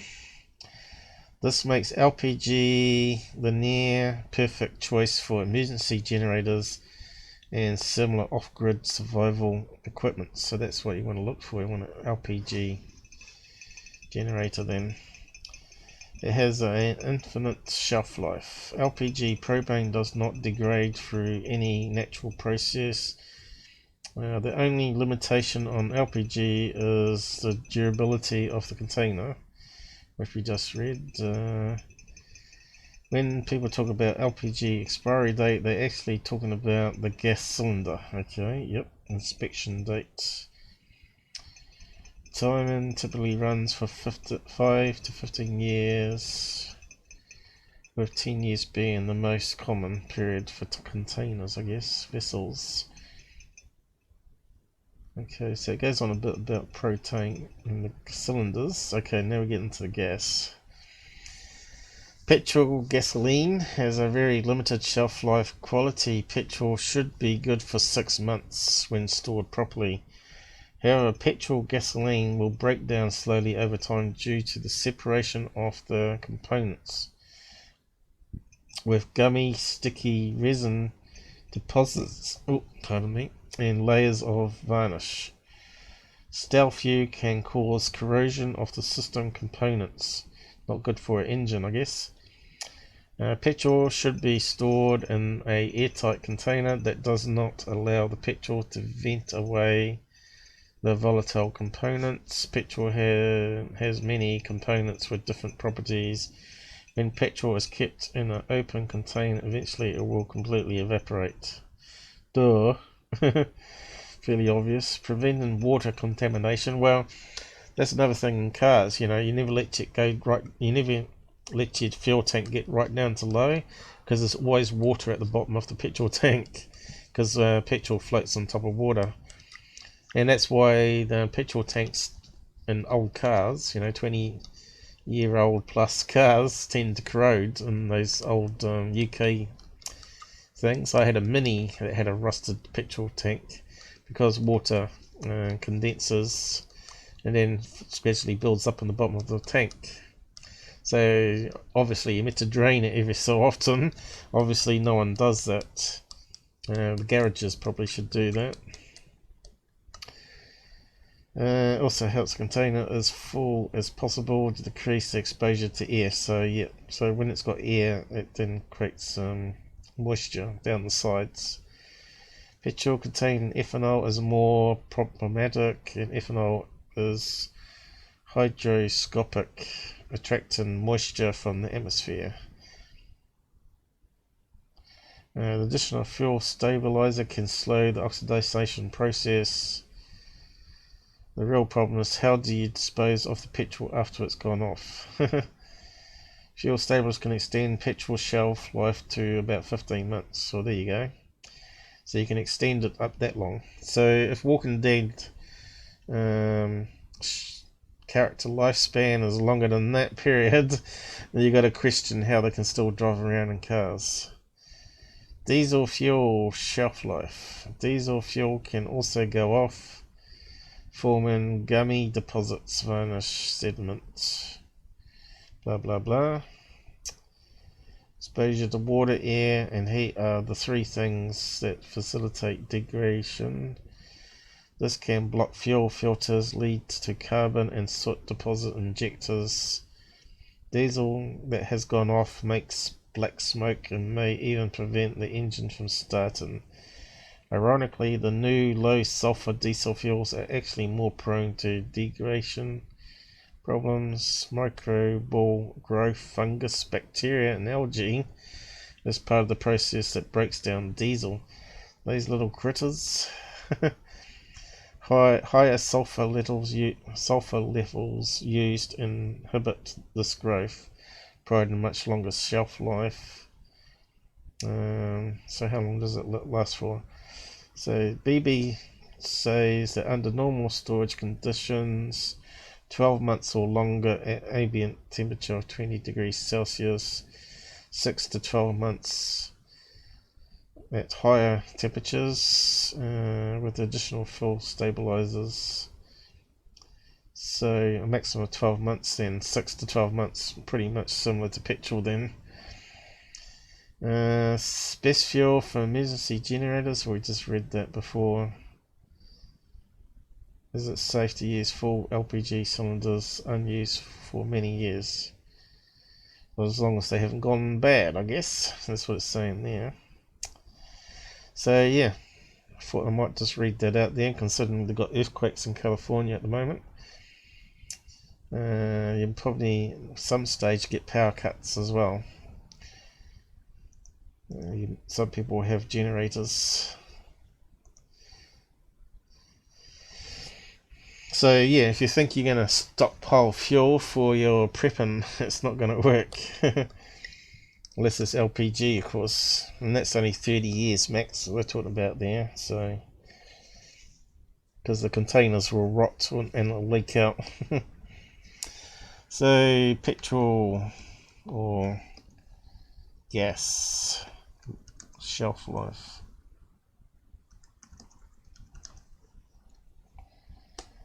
I should have read that one out with the other section when I was talking about torches that you can get.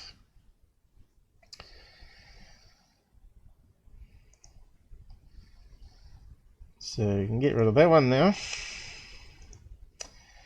So that just brings us to the last two topics. Well, last topic.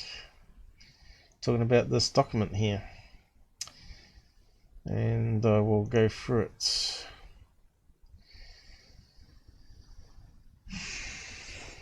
Let's see. I thought I had it bookmarked.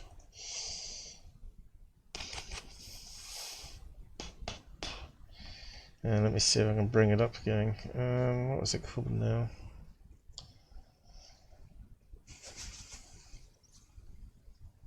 History. Must have forgot to bookmark it. The full document.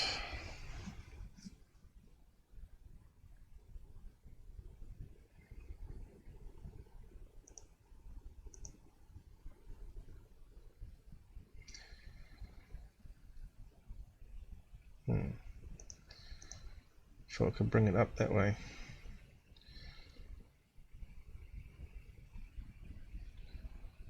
Why is it not working?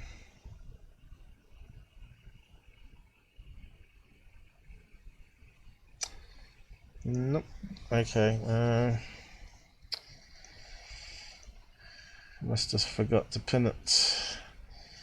Okay, so in January 2019, another document got leaked out. Apparently it was traced back to Corey Good. Now as soon as you hear the word Corey Good, straight away you sort of think it's going to be bogus. Anything that comes out of this guy's mouth or head. So the DIA, Defense, whatever it was, intelligence documents, the unreported ATIP revealing. So I'll just go through it here. In a recent meeting with Corey Good, I wonder if I can get it to read out.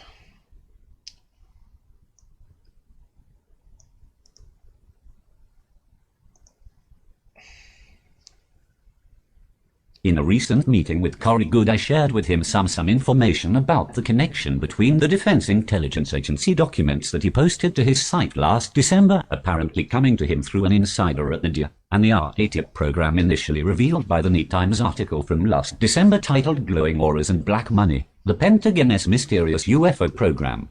That bombshell news article went up at noon of December the 16th, 2017. To reach publication on the front page of the New Times on December the 17th, with many major media reporting on the story shortly thereafter.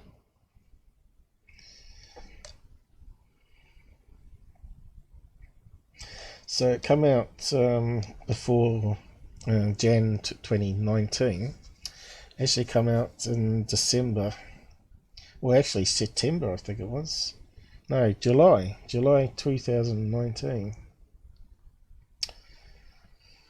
I'll just read out the next bit here.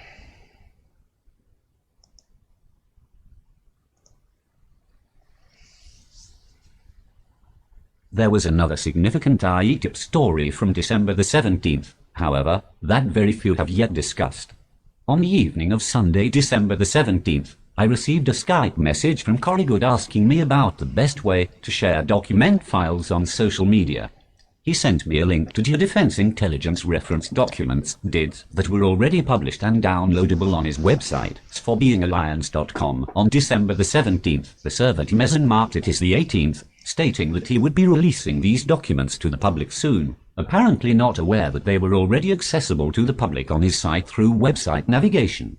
I feel that it was a mysterious synchronicity that these documents were accidentally made public on December the 17th, a few days before Corey had intended to announce them, given that they represented the first release to the public of official documents now proven to have been generated by the APPARITION program itself, the DOD program disclosed widely on that same day through separate channels. Now, these documents were talked about in episode 6 of the unidentified series from To the Stars. And it's a list of 38 things that the government were funding as projects, and that was what I was trying to find before, but obviously I must have closed the link accidentally last night without thinking.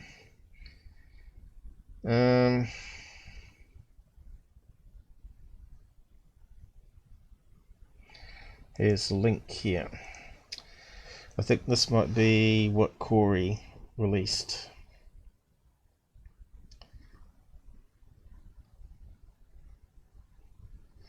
Warp drive, dark energy, and manipulation of extra dimensions. Manipulation.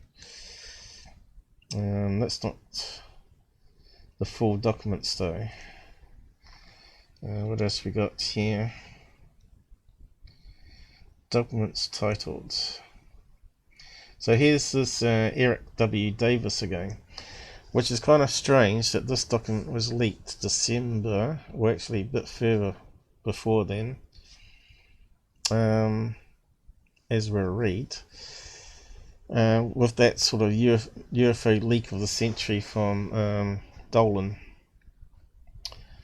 Could he be behind that leak as well? They're saying it's from Mitchell, but maybe he got a copy from Mitchell and leaked it to the web, just like he did with these ones. Who knows?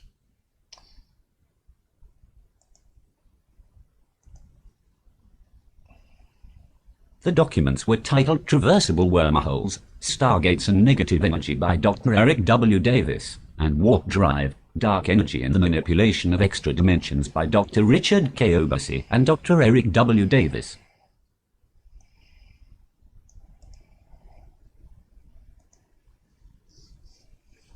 Shortly after I downloaded these documents on December the 17th, I began searching for different key phrases from the documents to check if I could find any trace of them already existing online. I found no trace of them anywhere else online. John Greenewald of the Black Vault, who has done extensive work in obtaining government documents through FOIA requests, also reported doing the same kind of search in December of 2017 and said that he could only trace these documents back to Corey Goode. Kind of strange that Corey Goode would have these documents before anyone else.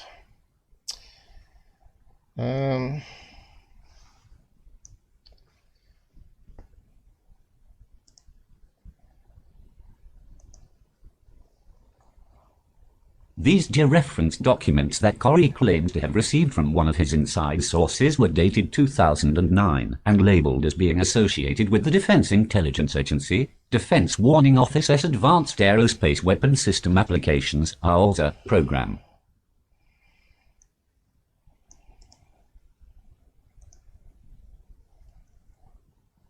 Beginning around April 2018, an increasing number of researchers began discussing the possibility that APPARITION was actually called AAWSA and that fact might explain the ongoing difficulty of researchers in finding any trace of a program named APPARITION through FOIA Intellipedia searches.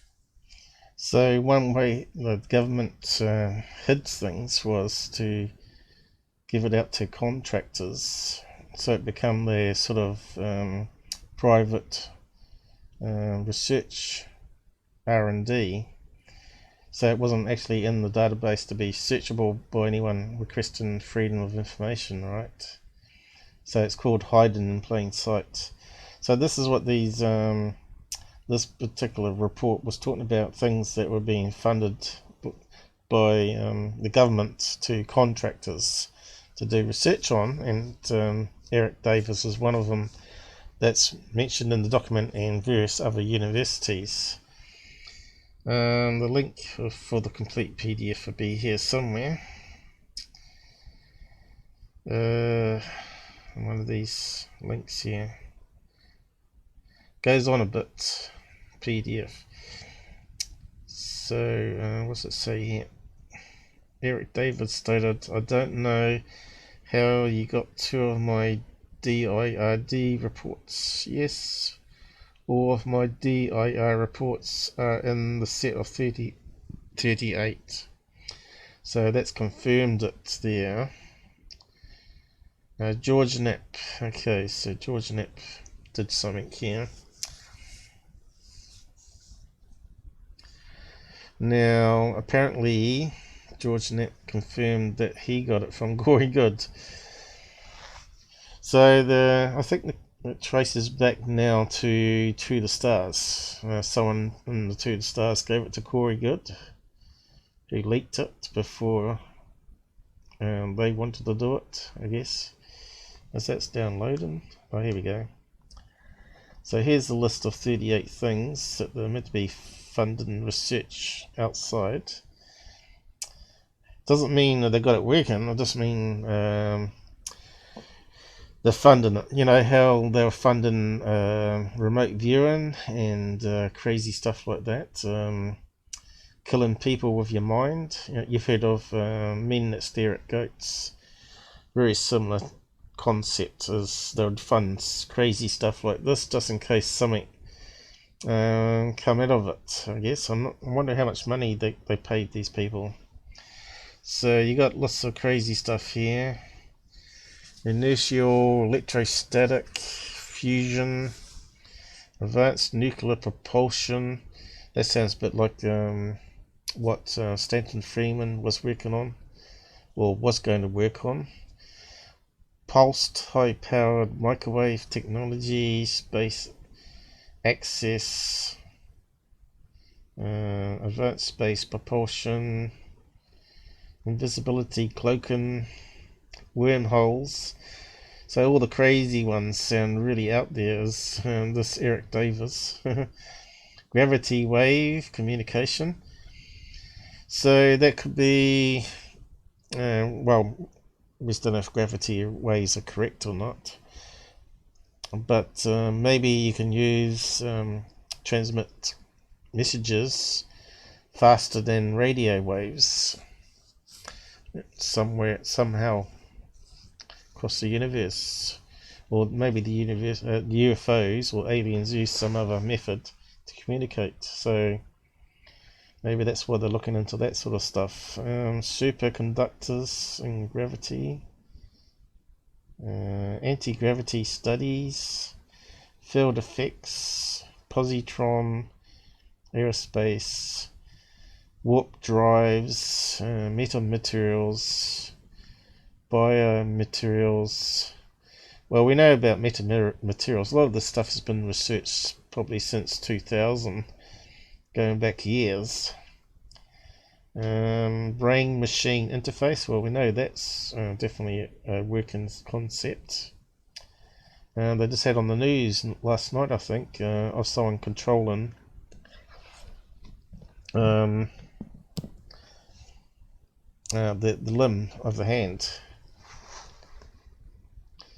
So the list goes on a bit here, and this one at the end here was censored, apparently, on this one that George Knapp had, but the new one's come out where it's uncensored. I think it's researching negative energy or something, something like that. Negative mass, laser, and so on.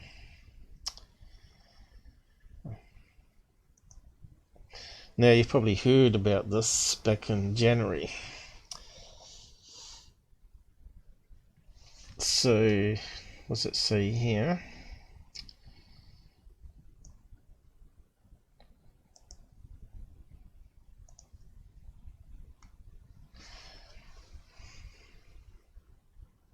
In July of 2018, George Knapp of iTeam Las Vegas Local News reported on a document he obtained which listed the titles of all 38 of the APPARITION/IETIP/DID documents, where the studies by Dr. Eric Davis were also clearly listed. The list of all 38 DID reports is found in this PDF published by George Knapp, also clearly revealing the documents released in December 2017 by Corey. Though these various documents may have still left room open for speculation of fabrication, it seems we have now received a final confirmation of these facts from Luis Elizondo himself. On August the 30th, 2018, the YouTube channel released a video of a talk by Luis Elizondo addressing questions and finally explaining the discrepancy between the ASWAP and IETIP naming, stating that ASWAP was the original program name that changed to IETIP in 2008. A change of name which also corresponded to a change in the scope of the project in order to focus more narrowly on specific aspects of its original mission.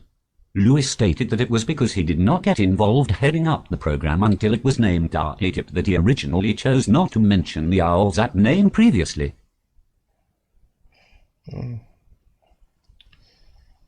Okay, not sure how much more we can read out. This thing's got a limited number of characters.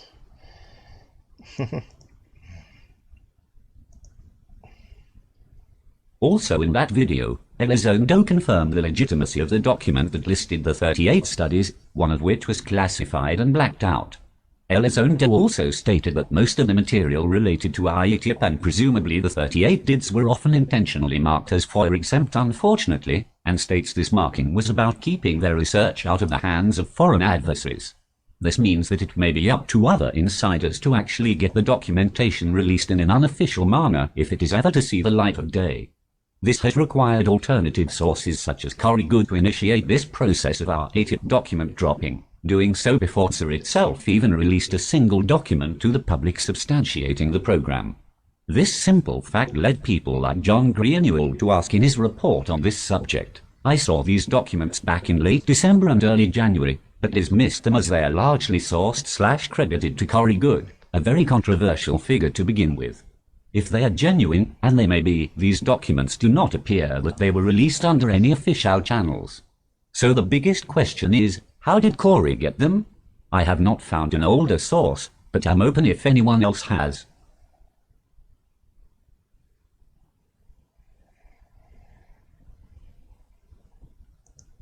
I didn't want to read out that bit then.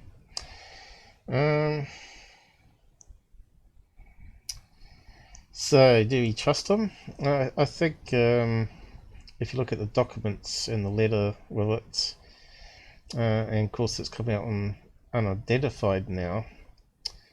They even show some of the lines in it. That it's probably a real release document from one of the companies, Bigelow or whatever it is.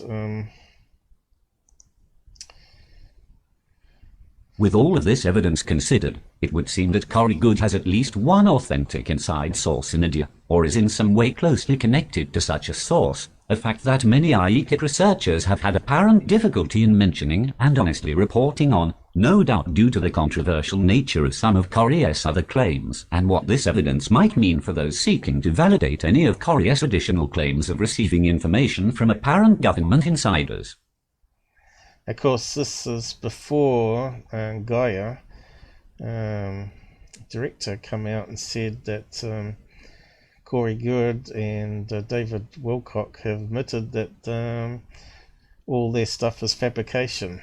So, yes, it does put doubt on this document being legit to most people's eyes. But I think it is.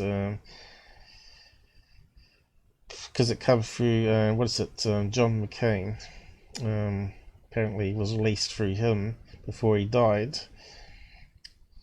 Although the document doesn't say much, it just says that they're funding this kind of research, which means, doesn't mean anything, doesn't mean they got actually anything productive out of it. It just means it might be a lump sum of money gone to a big hole somewhere in universities and obviously Davis' pocket.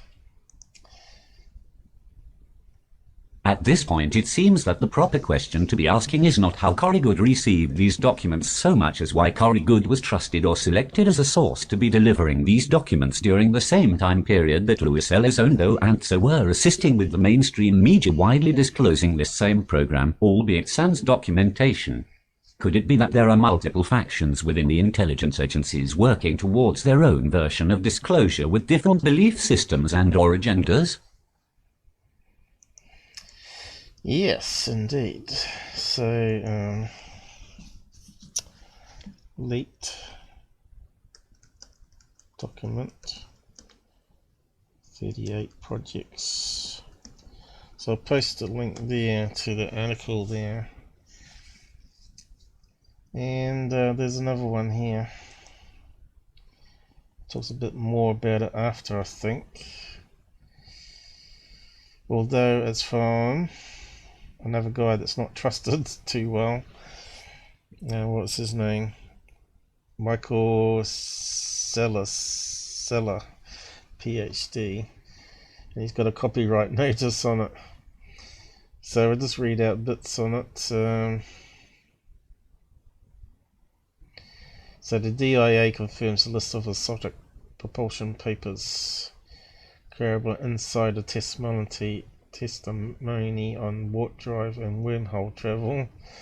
Doesn't mean they've perfected it, just means they're researching it. So yeah,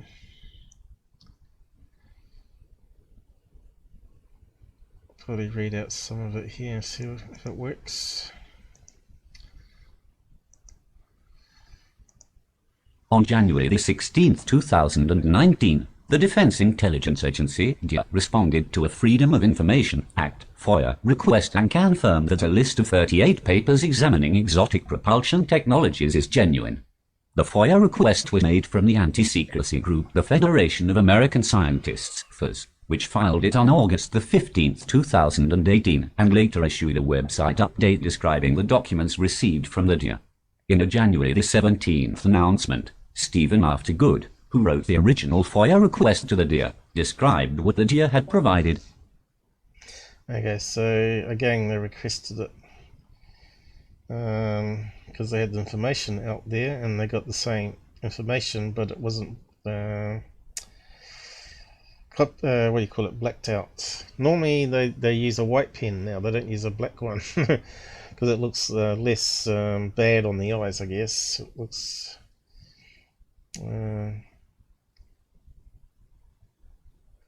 so the DA released a 5-pack. That might be the one we're looking for, is it?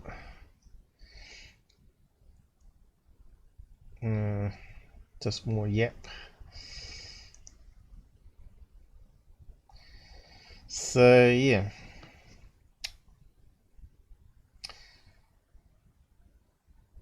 So that goes on about the same stuff. George Knapp, Hal Puthoff.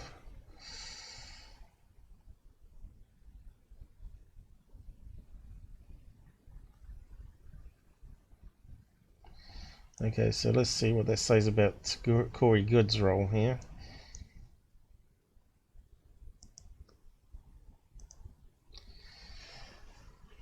In addition, UFO activist Mike Wayskowski has provided the first detailed account of Goode's role in being the first to release the 2DIA papers, and the response of different UFO researchers to this development, given widespread disbelief among them over Goode's credibility as a witness. The US FOIA response now makes it official. The 2 papers first leaked by Goode are among the list of 38 that had been commissioned by the APPARITION program in 2007. Under its former name of Advanced Aerospace Weapons System Applications Program. The US FOIA release has therefore provided important corroboration for a key aspect of Corey Goode's testimony, that he was chosen as a conduit for information about secret space programs to be first revealed to the general public.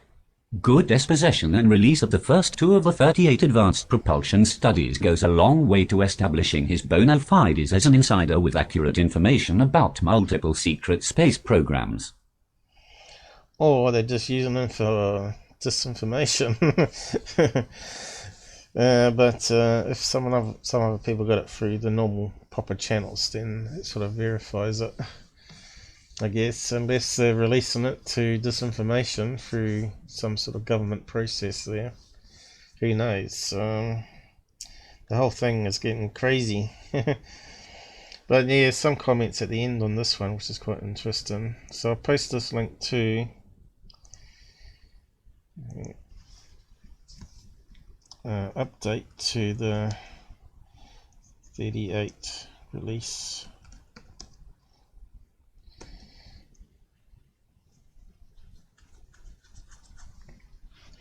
So, exotic information in dark times. Government cover-ups are deplorable. Okay, I examined these unclassified papers and see why they were unclassified. Most of them relied on current standard model of physics, which is so flawed that it can't unify general relativity, quantum physics, and classical electromagnetism. An electrical engineer, I am quite aware of the flaws in classical electromagnetism. What is taught as Maxwell's theories are not, but rather a shortened vectored version developed by Oliver Heavenside. The shortened version excludes phenomena which Maxwell's Quatermanian equations would have allowed. Thomas Burdon has elaborated at length on this matter, also shown how free energy and anti-gravity can work in a number of my own books. So it looks like he's pushing his book. A much better model of physics is the Einstein-Cartan-Evans model, which has successfully unified the separate areas of physics. So, Thomas Burdon posted all 20 of Maxwell's original equations, not the shortened, gutted. I've heard that no one can find them anymore.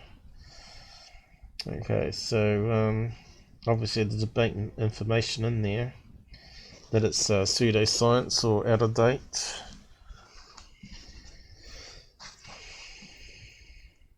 Many of us already know that Stargate SG-1 series is based on fact. Crazies.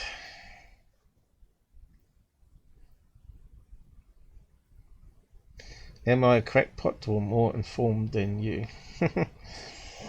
I just love it. So that's all I was going to cover today. Unless you want me to keep on going. There's only a couple of people who've been watching so far.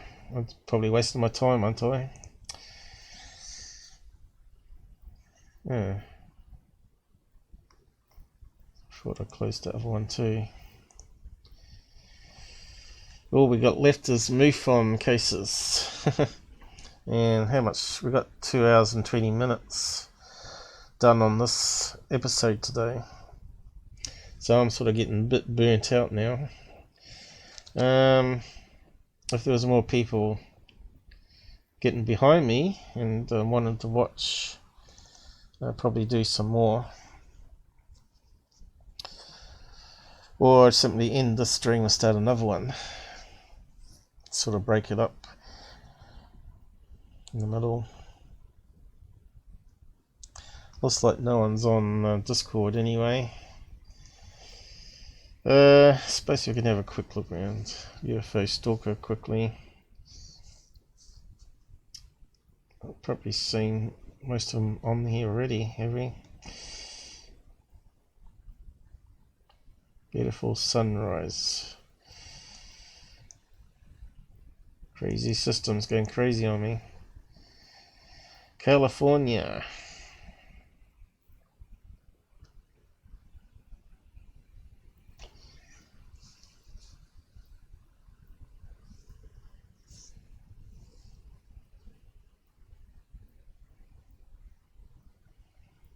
So it looks like a big image. It's taking forever to come down.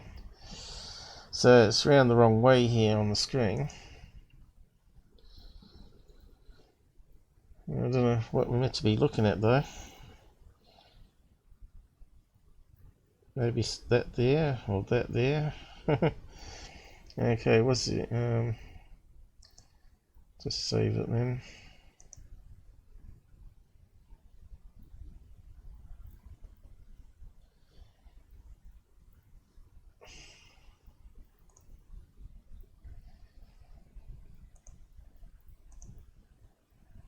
Looks like we got some other images here.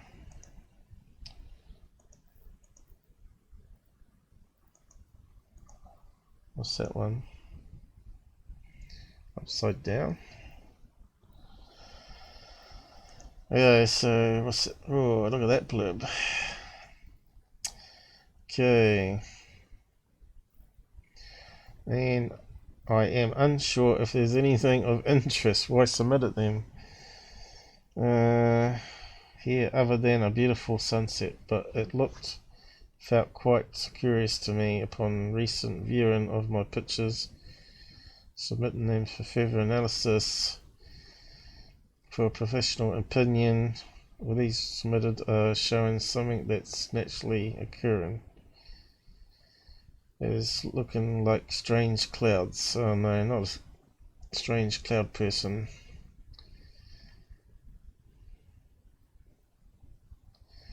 So what does he want? This is the sort of crazy stuff that MUFON gets submitted, right? So, well, let's have a look at his strange sunset. Doesn't look too strange to me. Layers of cloud with probably some dust blowing up into the atmosphere, causing the orange colour. MUFON will simply just close that as stupidity. Waste of time.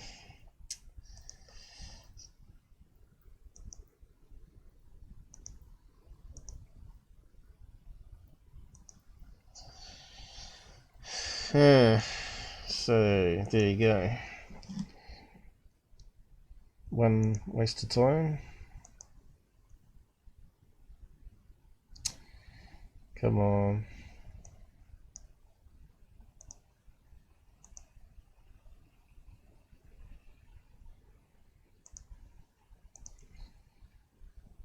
That's the sunset one. So what we got here? National park of some kind.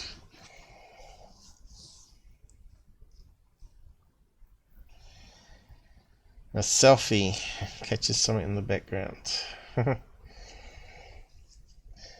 Stopped at a scenic overlooked. Winding narrow roads. Stopped to allow him to recover 3,700 feet.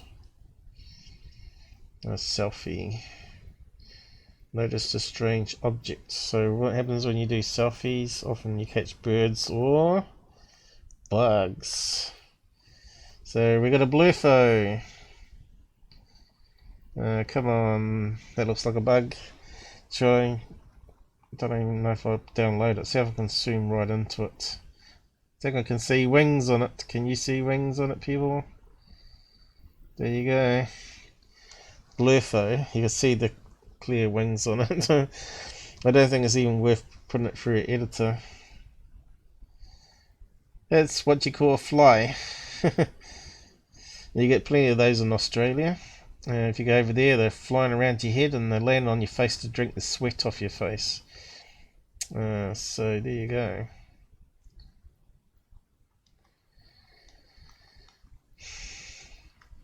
You'd think people would be able to check that out for themselves, wouldn't you?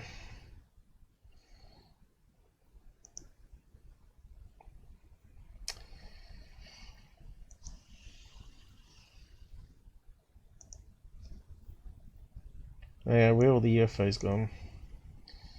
Oh, they're coming back. Here's another one. A string of 4 white Sonic Rovers. Arizona. Okay, looks like there's a video. Bugger.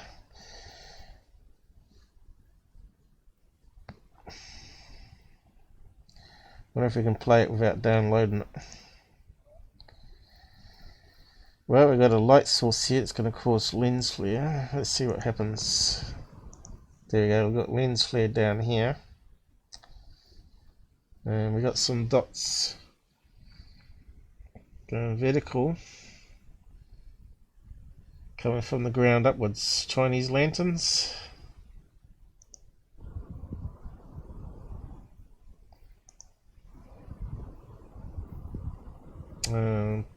Illumination flares probably.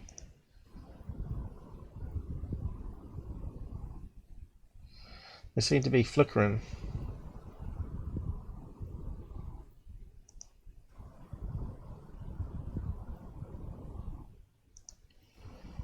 Are they going downwards? Looks like they are. That one's going closer to the tree.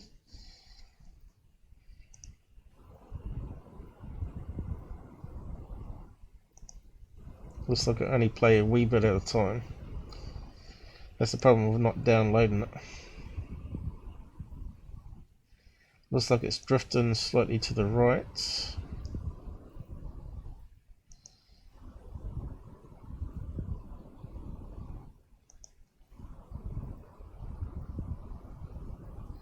I want to know if it goes behind the tree there, which means it's going downwards on parachutes.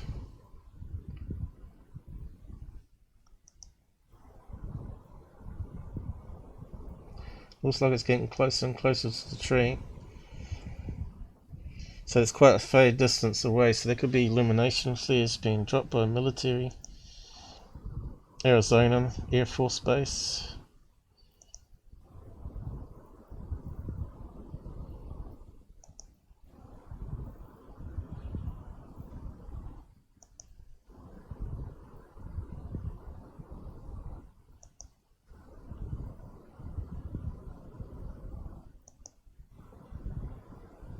Of course, how long was the video? We don't know,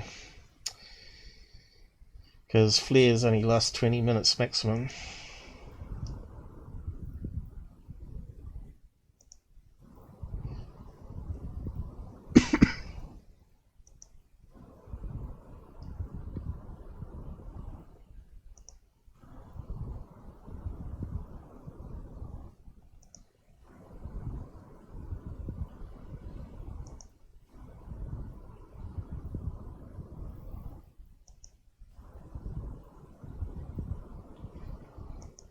Wonder how long he filmed it for though. This could go on for hours, could it? It doesn't say, does it? Is it just repeating it for a few seconds maybe? Maybe that's just going around in circles. Looks like it. Okay, that's a waste of time then.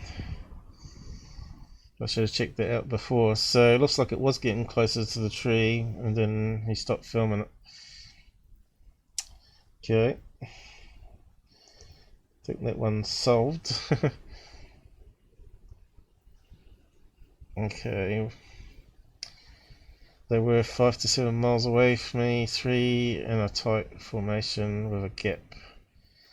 4 light. Took a short video of it. So it could even be skydivers coming down, illumination flares or some bright source on them.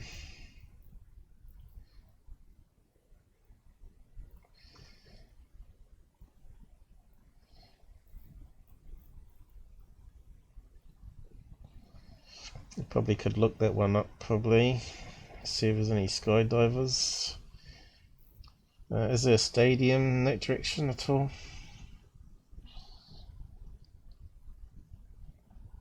Suppose we can't zoom out on the map.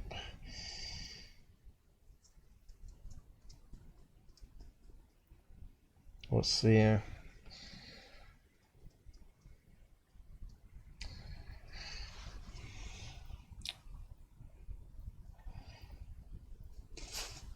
why would you only film it for a short time like that? That's kind of crazy. You have to keep filming it until you had some better information. Right.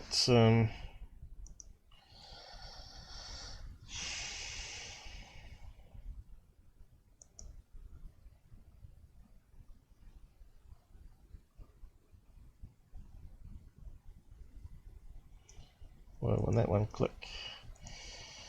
TR3B, still no decent video of one of those. Nope. Unknown craft caught in a video. Okay, let's have a look at that one.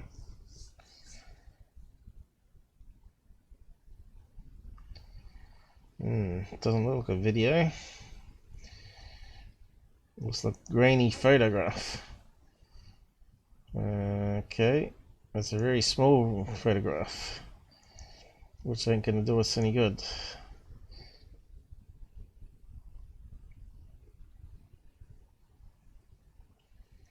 That looks like lens flare. See, it's got those little white dots on it. What do they call it? FDR, autofocus lens flare. Probably aiming at the sun, right? And he's just cut out a wee bit on the image there.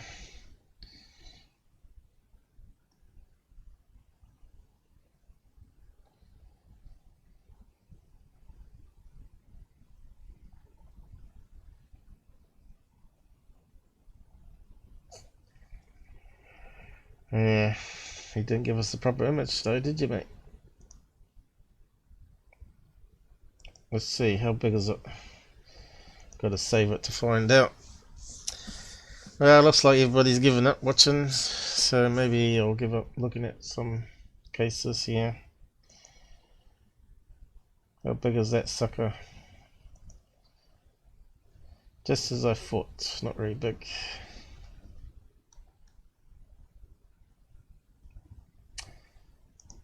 So it can't be a real image, it's been edited.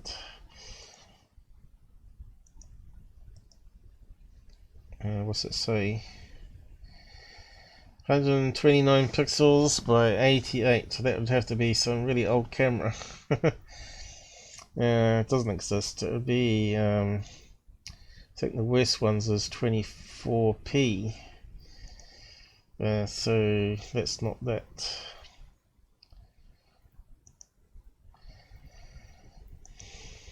Okay, since everybody's not watching, I suppose I might just take off myself. We need more people.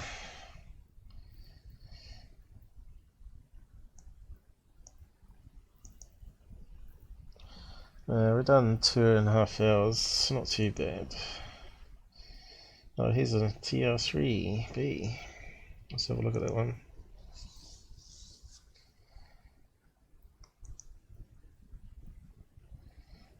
Images. We want a video of it.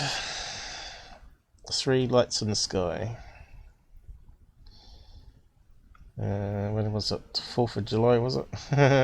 Yep. Yes, I'm aware that it was happening right to the middle of the fireworks, but fireworks around 10 PM on 4th of July. Is that the one that alien scientists put up?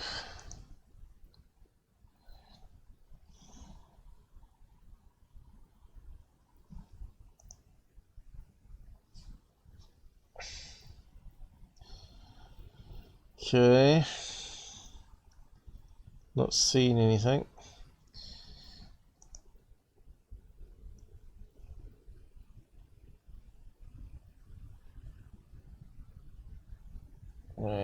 Terrible pictures.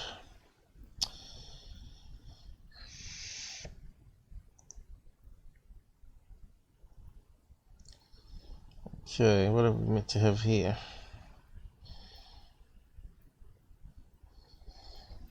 I can't see any triangle formation at all.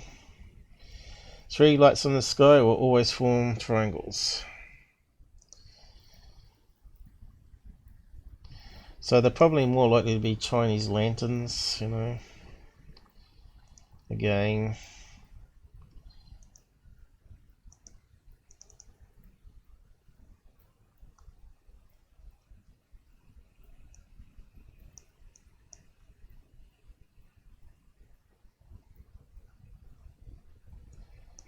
Wow, that looks like a firework going up, doesn't it? Looks like he's moved the camera by taking the snapshot. So it's not going to be vertical like that. Yeah, you can see here it's that blurry. It's definitely moved it upwards. Shaky hand. Waste of time again.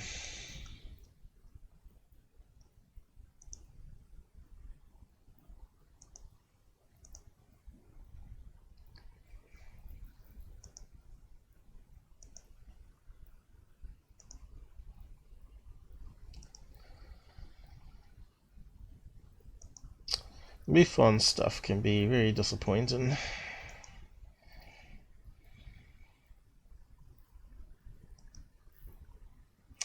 So I heard from Il that he's going to go on to the Chant and Frank show. What's it called? UFO N to talk about the History Channel show, the last episode. So hopefully we'll get to listen in what they're going to talk about, what he thought about it. I don't know if he'll bring up my views on it. I already told him about it, basically what I've covered in today's episode. Again, it looks very out of focus. Still don't see a triangle. Looks like something coming down here.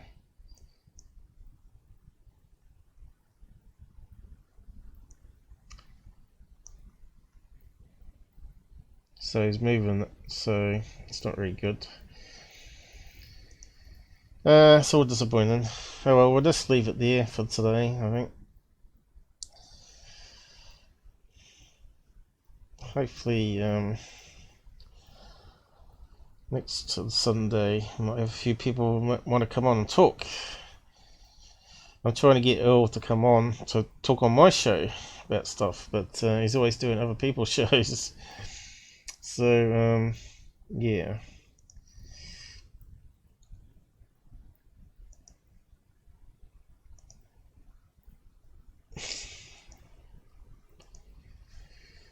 So I'm going to just shut down now, guys. Leave it at that. I'm just going to delete those two waste of timers. And I've got to tidy up the description in the episode as well, because I wasn't sure on the topics I was going to cover. But I had a rough idea. Anyway. Thanks for those that joined me today, and all those that are watching it offline, please do like it and share it. Lots of good information in today's show.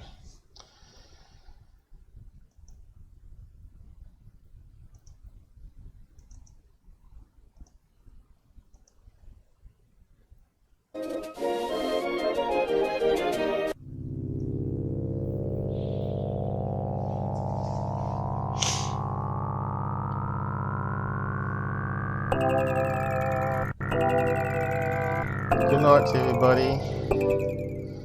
Take care on the roads. And if you're in California, good luck with the earthquakes. Make sure you do the survival stuff that I talked about.